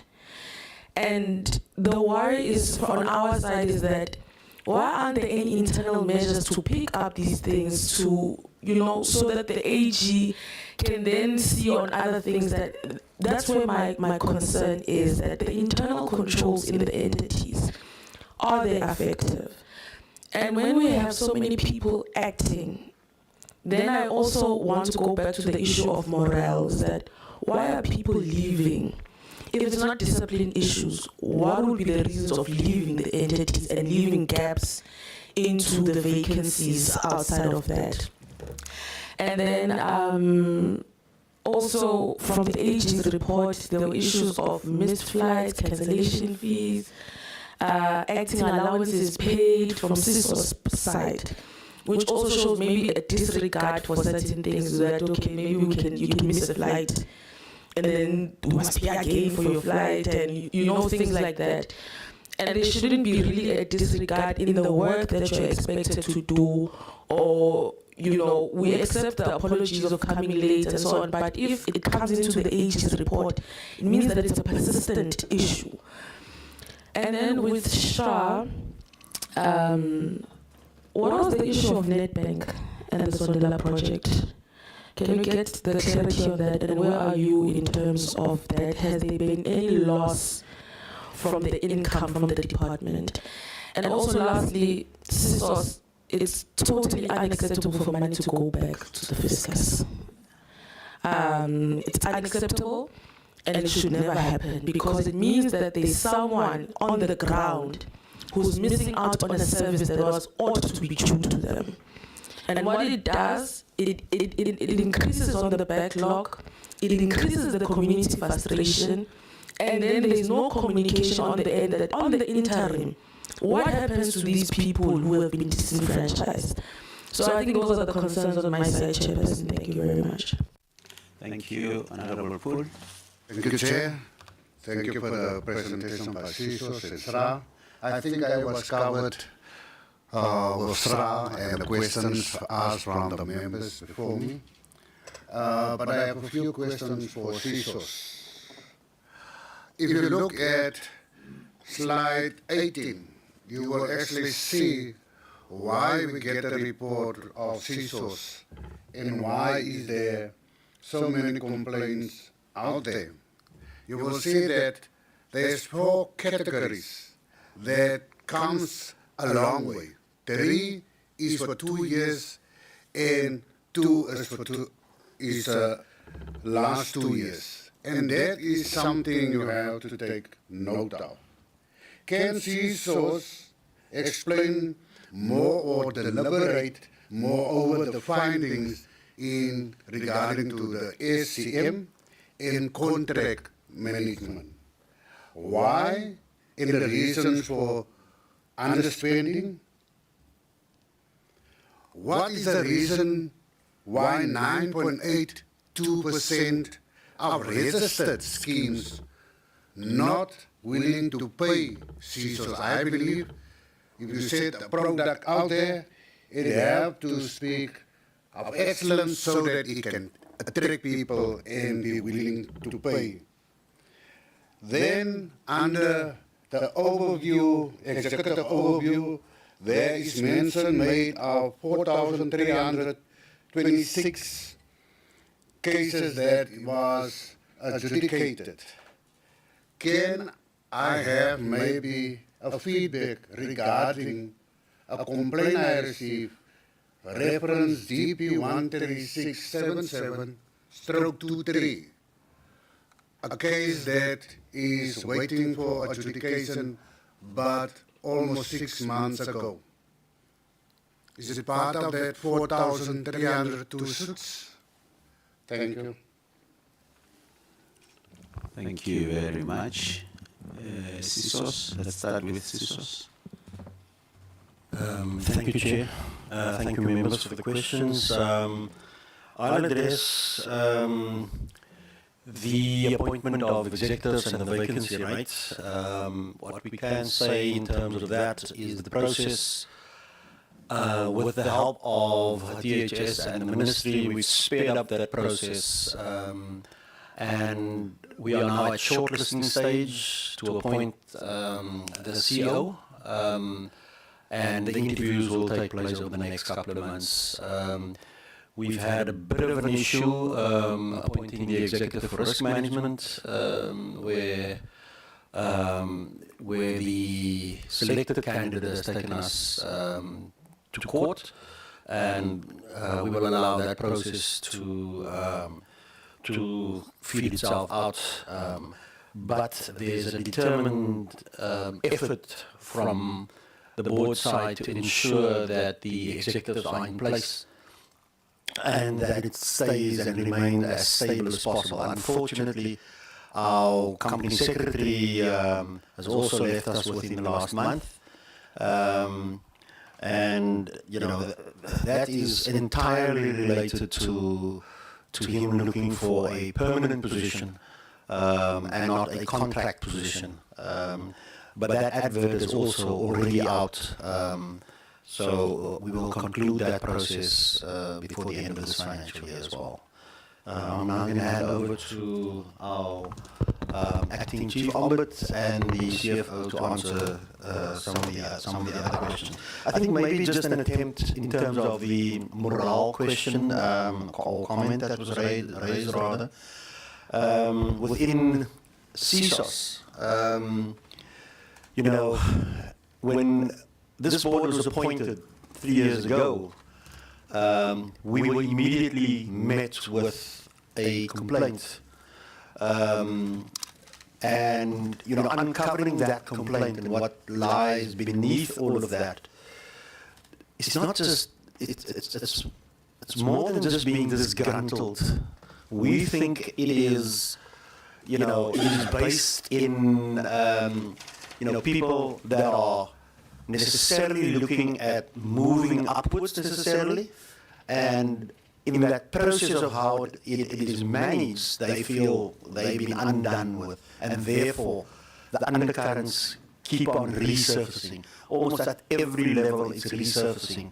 There is an investigative report currently being moved to the forensic stage, and as soon as all of those as soon as we get that report, we will know exactly what to do with the recommendations as far as that's concerned. Thank you. Arco? Thank you, TC, and thank you, members, for the questions and your valuable inputs. The first question in terms of the 12%, what did we do? In the past 2 years, we did an organizational redesign, so we've increased our capacity We've also opened, as I reported, a number of offices. We are now available in all the 8 provinces, with the exception of Northern Cape. So we've extended that. We also automated some of our services, like our scheme registration is now automated. We don't do the manual process anymore. And in the previous financial year, towards the midterm, we also had a turnaround strategy where we improved our performance. That's where we are sitting at this 83% now. It was as a result of the turnaround strategy. In terms of the key stats, and I think I'll join the 2 questions. In the 22-23 financial year, we received about 11,000 disputes. But because of the trainings that we do and the stakeholder engagement sessions that we have on a monthly basis, we have seen an increase in terms of the dispute. We're sitting with 15,587 in this report that we are presenting today to the Portfolio Committee, and that's an increase from the previous financial year. And some of the trends, the CSOS Section 39 tells you which matters can come to the CSOS. So there are behavioral issues, financial issues, meeting issues, management, private common area governance issues, and some of them are not clarified.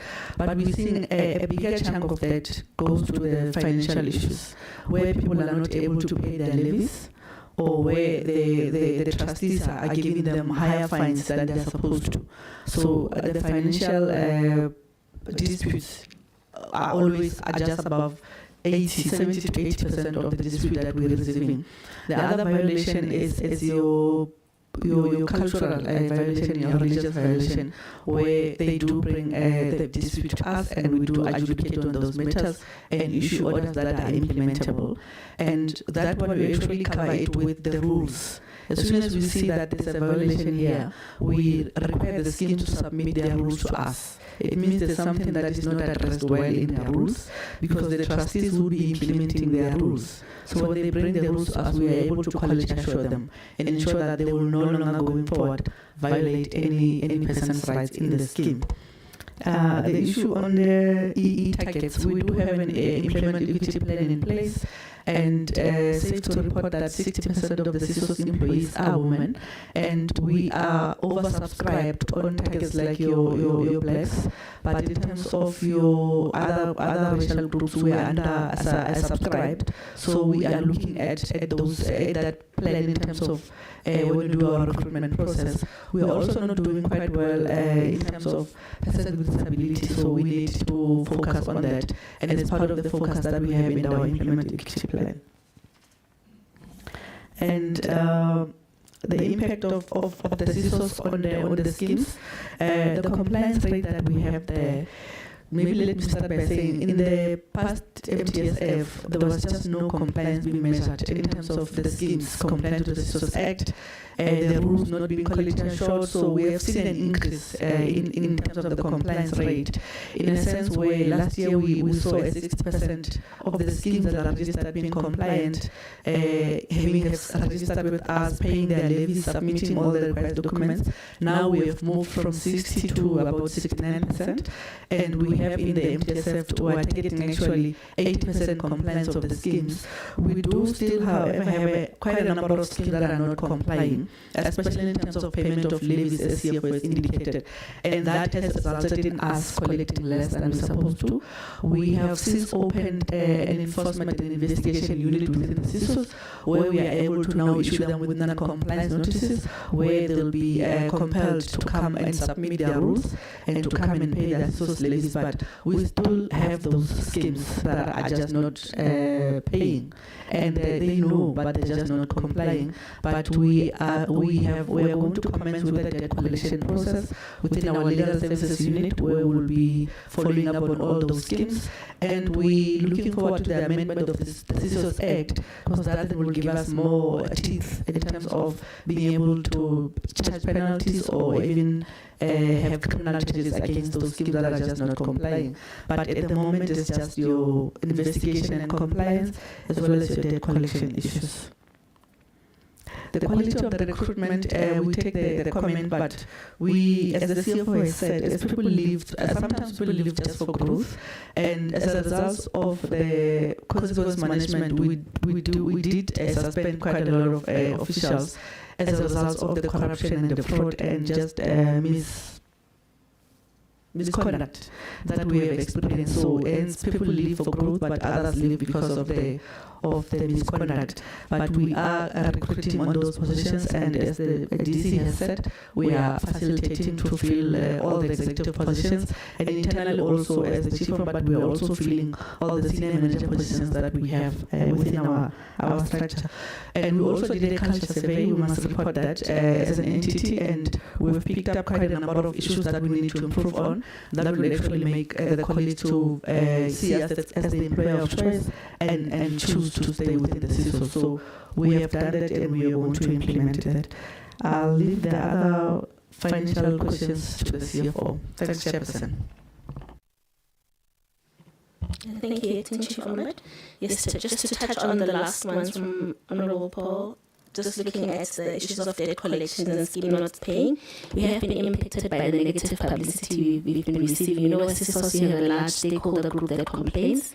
There's the Facebook group that says, do not pay, hashtag don't pay CSOS levies. There's groups like that we deal with because of VBS sagas. It has impacted our collections, but we are doing counter strategies to have a positive messaging going out about the value of the CSOS levy that you pay.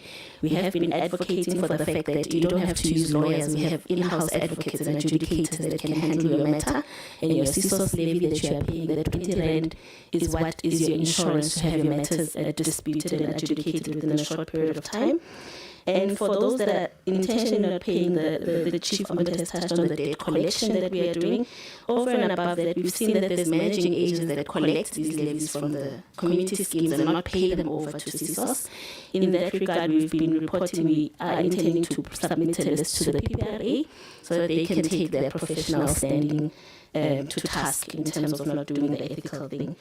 When we look at the issue of missed flights and fruitless and wasteful expenditures and all the consequence management, we have, especially on issues that are straightforward, they have debt acknowledgement forms that we are deducting on a monthly basis from those employees that perpetuate that. It is a culture that we're working to reduce, because now that they're paying back all those things, it has seen some improvement over the years. And I agree definitely with the comment, it's unacceptable for our money to go back to the surplus and the fiscus. We have made motivations in this year through the department that we should not be returning those funds. CSOS is still operationalizing themselves and need to retain those funds to be able to make sure that our systems are efficient. When we're looking at the issue of the remedial action plan and the future outcomes, in contract management, we have implemented measures to train our employees and the people that sit on various bid committees on how to implement proper SAM processes to prevent irregular expenditure from occurring. And future operational efficiencies that will be gained from that remedial action plan on Wahabada is that these systems that we're putting in place, people will not be able to just not pay CSOS. So the reconciliations will happen automatically. They'll be knowing what is due to CSOS and pay directly to our bank. That will eliminate issues of unallocated receipts. So the system improvements that we are intending to do will deal with those inefficiencies. And really to improve the measures to address our under collection will be to register more schemes. We do need to have the drive of registration of more schemes. The verification and validation project that is currently starting at the CSOS, where we'll be physically verifying these schemes. Are you registered? Are you paying over your CSOS levy? We'll see us improve on the collection of the CSOS levy to ensure that we're financially sustainable. The delays in the adjudication orders, I think there was a question that was asked. We have had an instance where we did not have a panel of part-time adjudicators for a while. There was a 3-4 month lag behind on having part-time adjudicators. In fact, that was one of the irregular expenditure issues we experienced with the AG. The way we appointed these part-time adjudicators was such that they were independent contractors. But the AG came back and said you must follow a SCM process to appoint these people, so that it's either you're paying SARS for the tax that they collect being part-time adjudicators, or they declare themselves as sole proprietors so that they cannot circumvent the process of either paying pay as you earn or SARS. So that was the chunk of what made it irregular. We had to restart the process, and currently we are also adjudicating part-time adjudicators. There's a tender that's out so that we increase the number of part-time adjudicators to be able to deal with our backlogs. I hope I've covered all the questions. Through you, Chair, the case that honourable member had, we'll take it offline. The case number that you have. Thanks. We'll get it. Thank you. SHRA. Chairperson, thank you. I think you're making the room cold so that we don't become too comfortable. We see you. Chairperson, a lot of very valuable questions for which we are thankful because it will help us to grow as an organization. Why outsource internal audit? I think, Chairperson, there's a big question about the SHRA's capability. Remember, only 46 of us, 46 warm bodies, out of 56 approved warm bodies or head count, and we cannot afford to even fill up to 56. And we don't have provincial presence. We don't have a provincial spread. We all are working from Parktown and spread across 9 provinces, so we do not have the funding to carry internal resources. And it's worked actually very well, in fact, because there isn't a warm, happy, fuzzy kind of feeling with an independent internal auditor who just goes by the book and does it. So it's worked for us. And again, it speaks to the organizational maturity.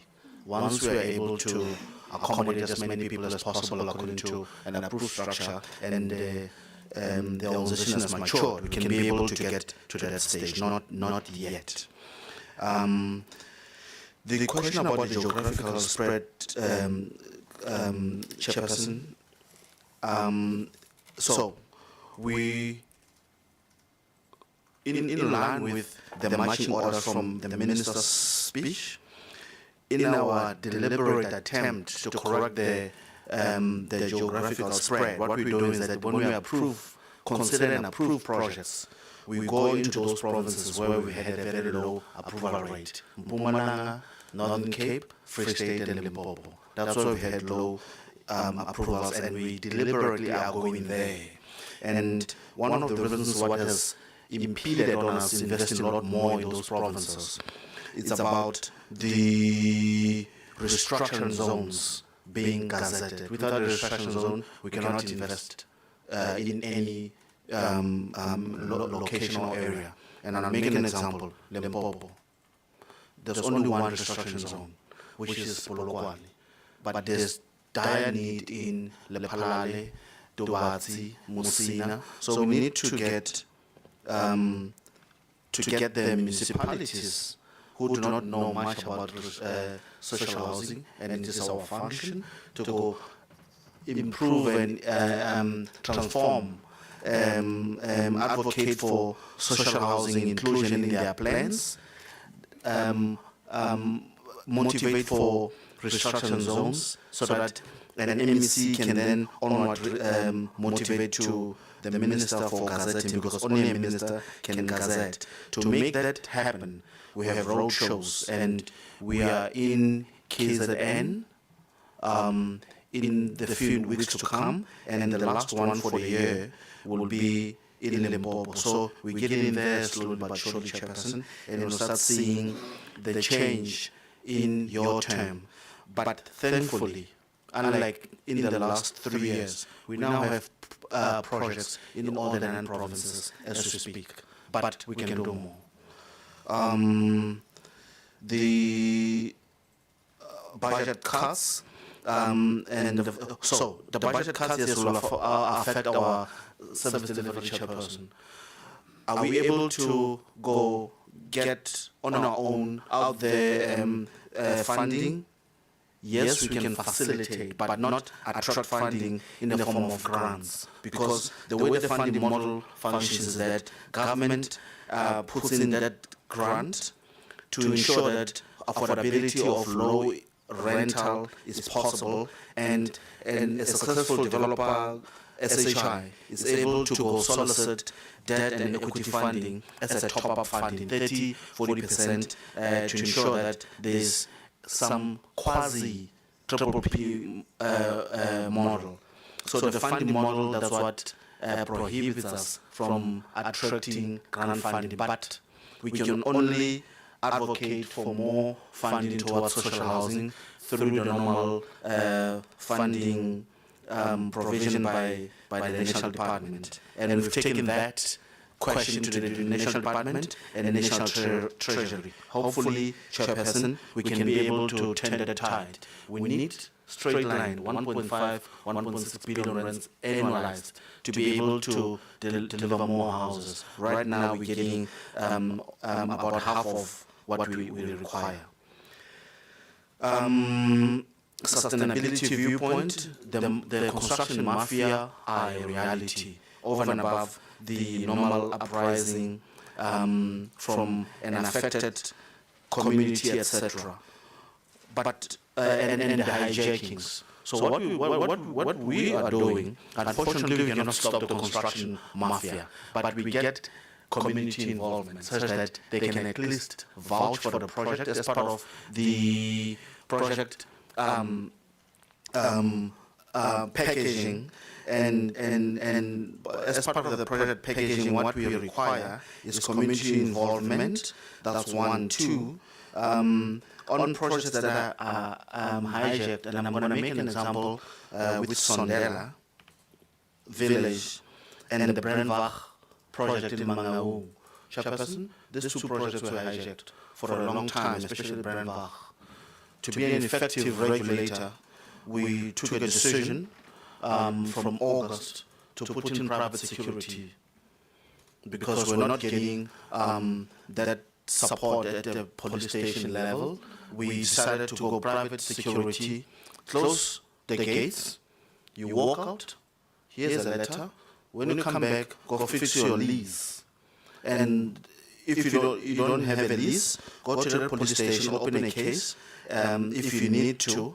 But being responsible, we bring in the municipality and the province for alternative accommodation. And all of them, Chairperson, will make noise, kicking and screaming, but they will then rectify their leases. Because that culture of non-payment cannot be allowed to sustain itself. And Sondela is the same matter. While talking Sondela, the question about Nedbank.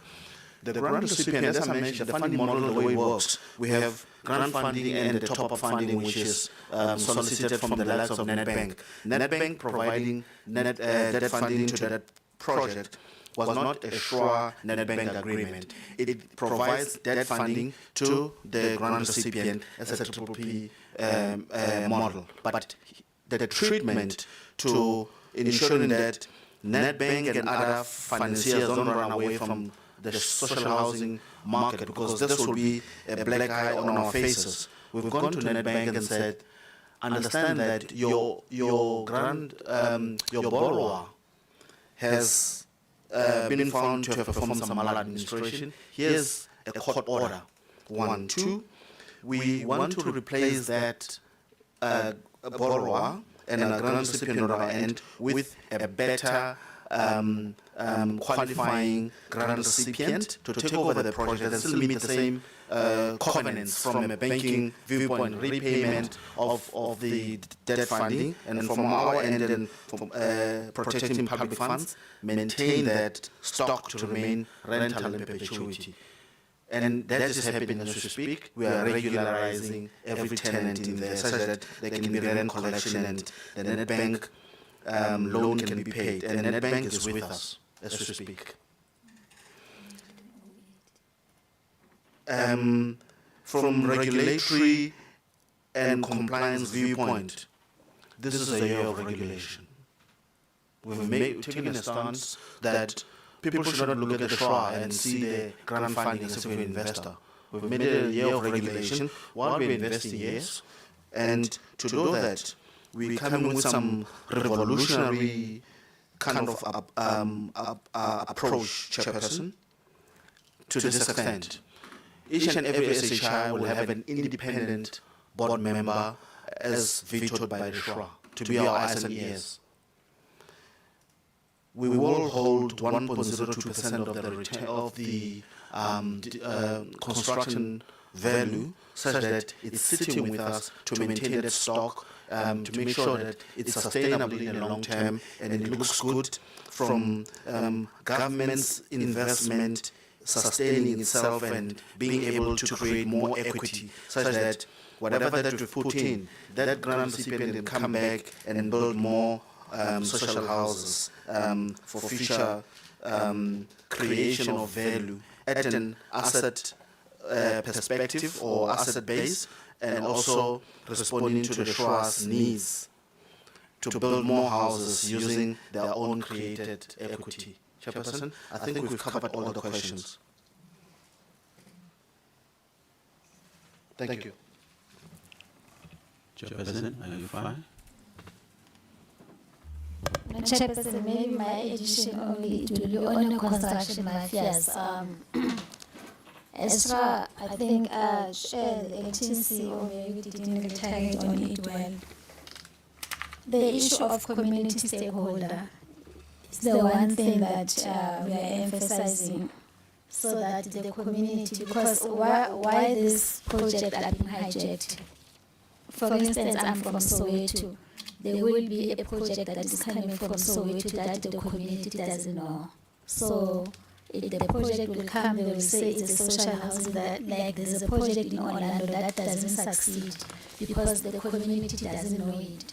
So if SHRA we go first and we speak with the community, then we have meetings with them, we put them along, it will be difficult for the construction mafia to come out because there was a participation of the community. Without that, we cannot succeed.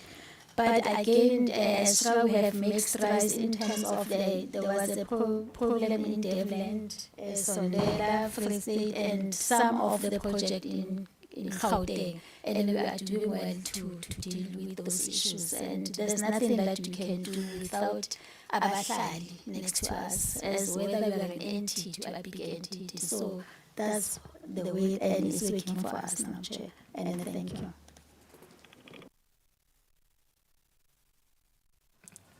Thank you. DDG. Thank you very much, Chairperson. I think firstly for us as a department, we need to emphasize the point that entities were created by the department for specific implementation of the mandate of the department, which then also means that the business of human settlements entities is our business as a department. The department also takes the responsibility of the entity's performance. And in line with that, Chair, I must also indicate that we have consolidated their targets so that we enhance our reporting. Firstly, to start with the transformation targets, you have seen the targets, how they are phrased for women-owned entities, youth, and persons with disabilities. There is improvement in those, and also, Chair, those entities that have achieved such targets also have invested in creating a database that will assist them. I must also indicate that HDA is the only entity that has achieved all three, including the target on persons with disabilities. So that also then calls for some benchmarking amongst all our entities. Chair, I think on this area we will also like the assistance of the portfolio committee, mainly in the target that is related to the persons with disability. As a sector, we are backing to achieve the target. We are trying other means to engage the Department of Women, Youth and Persons with Disabilities if they can assist us to create this database with the skills that we require as a sector. And also the target that relates to military veterans. We will be appreciative if the Portfolio Committee can assist the sector in that regard. There have been achievements, Honourable Chairperson, in terms of the performance of the entities. The good example being the HDA coming from a very low level and look where they are today. And also in terms of the transformation target, like I have indicated, Chair, that also comes with some challenges in the sector that we need to address. I think I've covered this one with the database. Chair, there are other areas that as a department that we have done and we will continue also to enhance on them is in terms of the budget. We used to have a budget that is being transferred by the provinces to the HDA for the implementation of their targets. But that transfer used to take place towards the end of the financial year, which meant HDA, there was no time for them to use that budget. And what will happen then, National Treasury will say this is surplus fund, then they must bring it back to me for a number of years. So we have agreed as a sector that there is no provincial department that is going to transfer any budget to the HDA during the last quarter of the financial year. So that has assisted us, also assisted HDA, the pain of having been asked to say, bring back the money, because there is no way that the money that was transferred in March, that would have actually implemented or achieved anything. The other area of enhancement that we are going to do together is in terms of how we address the audit outcome, specifically the repetitive findings through the steering committee. At National Department, we do have the steering committee that we sit with the AG. So also we will need to enhance that one to cover our entities. But also in addition to that, it would be better for us as a sector to be audited by AG for consistency.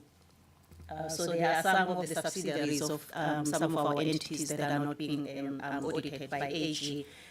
For example, we knew about the NHFC where there was a delay in terms of even concluding the audit itself, but also mainly for the consistency. The ICT systems is still a matter across all the entities, and they are addressing that issue. Chair, where also we will need the assistance of the portfolio committee is in terms of the budget cuts. The budget cuts are coming from National Treasury. On one hand, social housing is our priority as a sector. On another hand, we are experiencing budget cuts, so which means SHRA cannot meet the demand in terms of delivering of the social housing. So I think this is the area also that the portfolio committee can assist us. Minister did indicate that there are discussions that are now also going to continue with the National Treasury in terms of how our grants, human settlements grants, are being handled going forward. Chair, we also as a department have championing the collaboration of our human settlements entities where possible. For example, if we're talking about the management agents that are being trained by CSOS, you will find that SHRA is in need of that skill. So the two, they must collaborate together, while then the PPRA will ensure that all those management agents, they are compliant. So that is the collaboration that we want, that we have introduced to our entities to make sure that we work together as a team. In terms of our performance, you would have noticed, Honourable Chairperson, that only 2 entities have passed the mark of the 80% performance, which is in line with the shareholder compact that was signed by the boards with the minister. It's a form of a performance agreement where our shareholder compact specifically indicates that an entity that performs below 80% must not even think about payment of the bonuses. That's the minimum performance that we have. Thus far, we only have got 2, which is the CSOS and the HDA. I must also indicate that I like the competition that has been created here. It's deliberate also from us as a department that entities must start competing amongst themselves to see who's going to be at the top going forward. In conclusion, Chairperson, in the interest of time, I think we are in the right in the right direction, but we just need to enhance also from our side in terms of the monitoring of the entities in the areas that are repeating themselves, so that come the end of this financial year, we will have a better picture. Thank you very much, Chairperson. Thank you very much. And Let me thank you all for honoring the invitation on a Friday.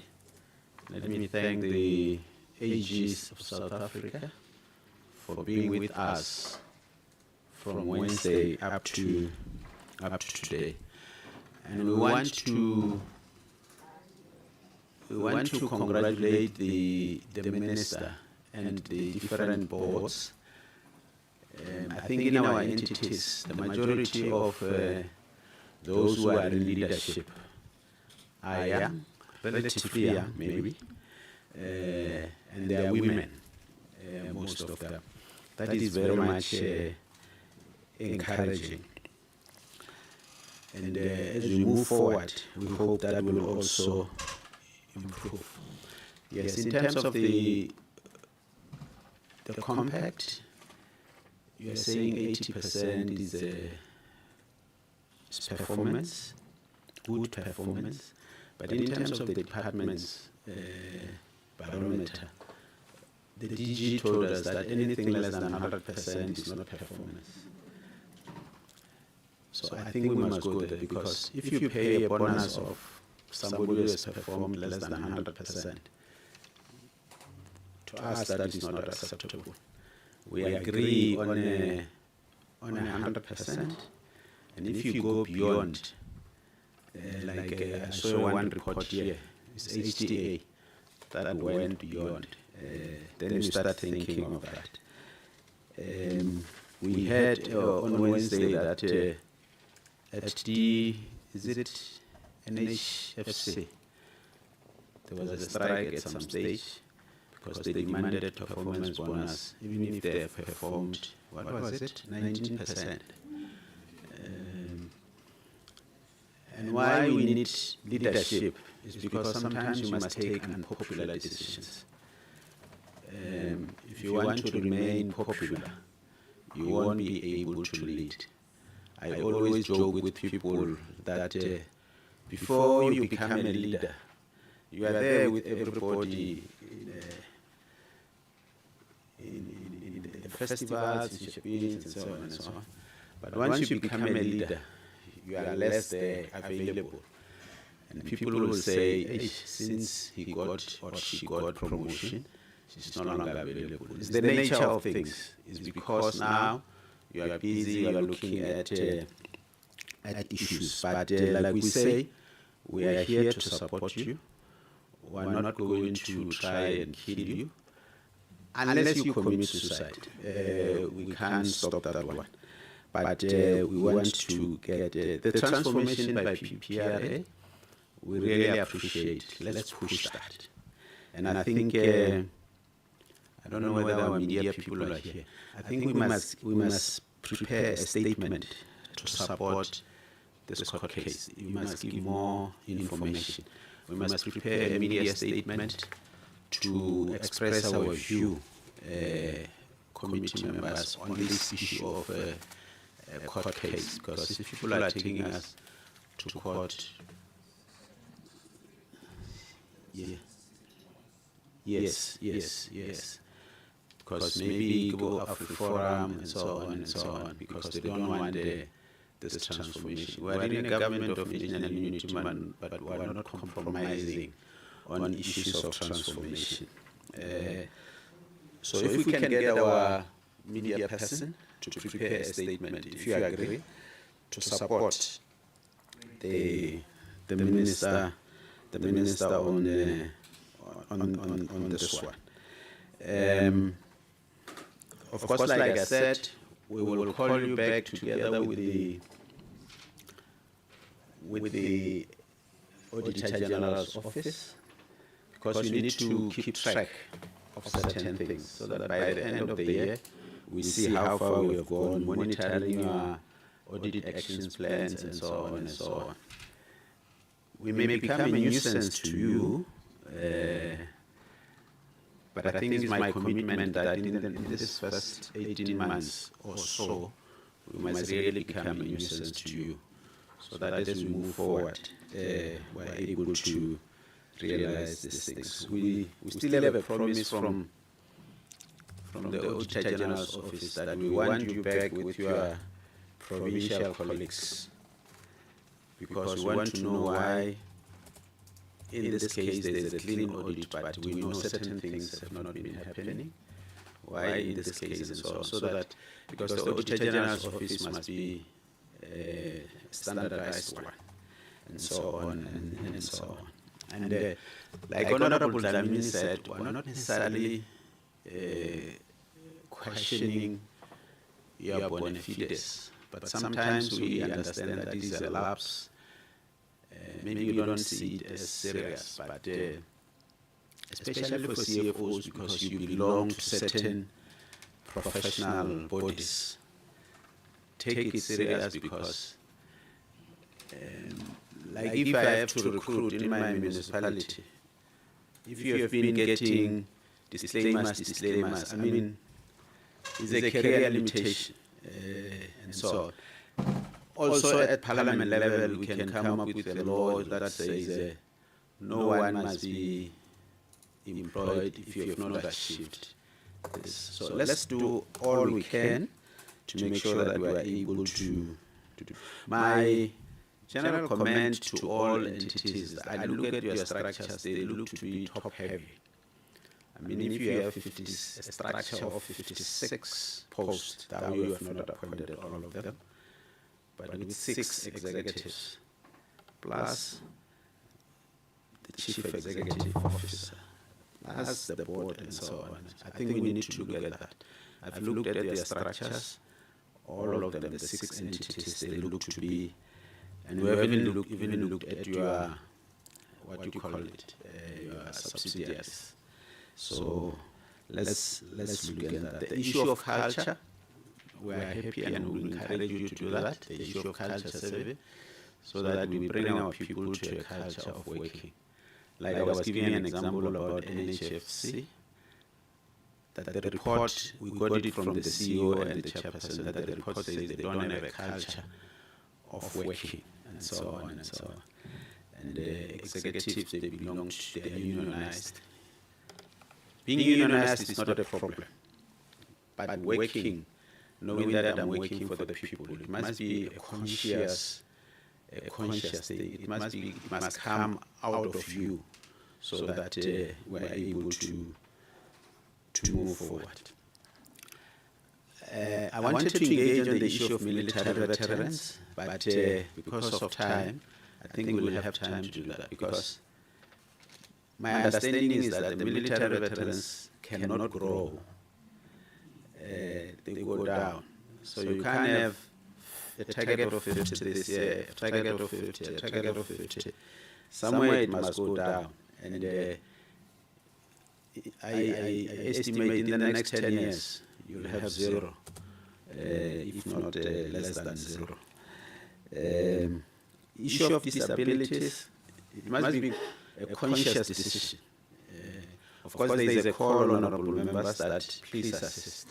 But you can't recruit them in a normal way. You can't want them to do their business in a normal way. They're a special group. They must be treated special. I mean, we need to look at our policies, whether they are procurement policies, recruitment policies, and so on. It's special. It shouldn't be wrong to go and say, hey, come and work for us. Meet a person there, go to their functions, go to their societies and say, come and work for us. But if you advertise with the rest and so on, you just put a clause there that people with disabilities will be given an advantage. To me, that is not enough.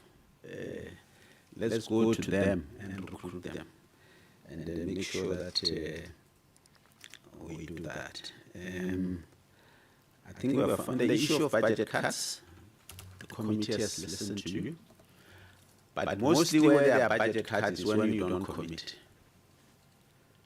There's no cut on committed projects. And everybody, that's why I'm saying, Treasury also works like traffic officers. They hide and they look at you and they, so if you don't have a plan, you're going to get a budget today and you spend another 3 months planning. And when a catastrophe comes, we say, oh, there's a money that is not allocated to anything, it's not committed, we take it. But if we give you money on the 1st of April and it's committed, there's no way that money can be taken because it is committed. But if you don't commit, half commit, we'll have a problem because if we're going to get a budget and you start by planning for 6 months, to me is a problem. You must get a budget and say, this is my plan. First day, April, you move on and implement with regard to the budget. But thanks very much. The issue of high turnover of executives, let's look at it and see how far can we go. I think at some stage we'll engage with the, is it SHRA, that did not confirm the CEO and the CFO, whether there was support, because when you put somebody on what do you call it, on probation, the purpose is, if you see that it's not performing, you must support, prove that there is support. The purpose is not to make it easy to fire. Because some of us, we use probation to make it easy to fire. I didn't want you, but you are in, therefore I'll use probation. I don't even give you a feedback. So, honorable members, thanks very much. We have listened to your advice, Honorable Dlamini.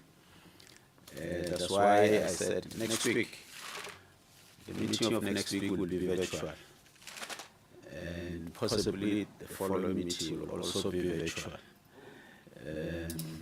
So that, because we're going to meet, I think we're going to have a big group.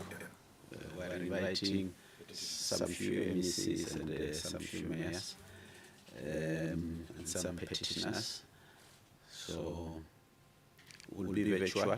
We're also trying to apply again for another one to be virtual, so that we're able to address these things. Thanks very much. I think we have been on time. It's 25 past 1. We're on time. Thanks very much. Enjoy the rest of your weekend. Travel safely. We'll meet again in the next week.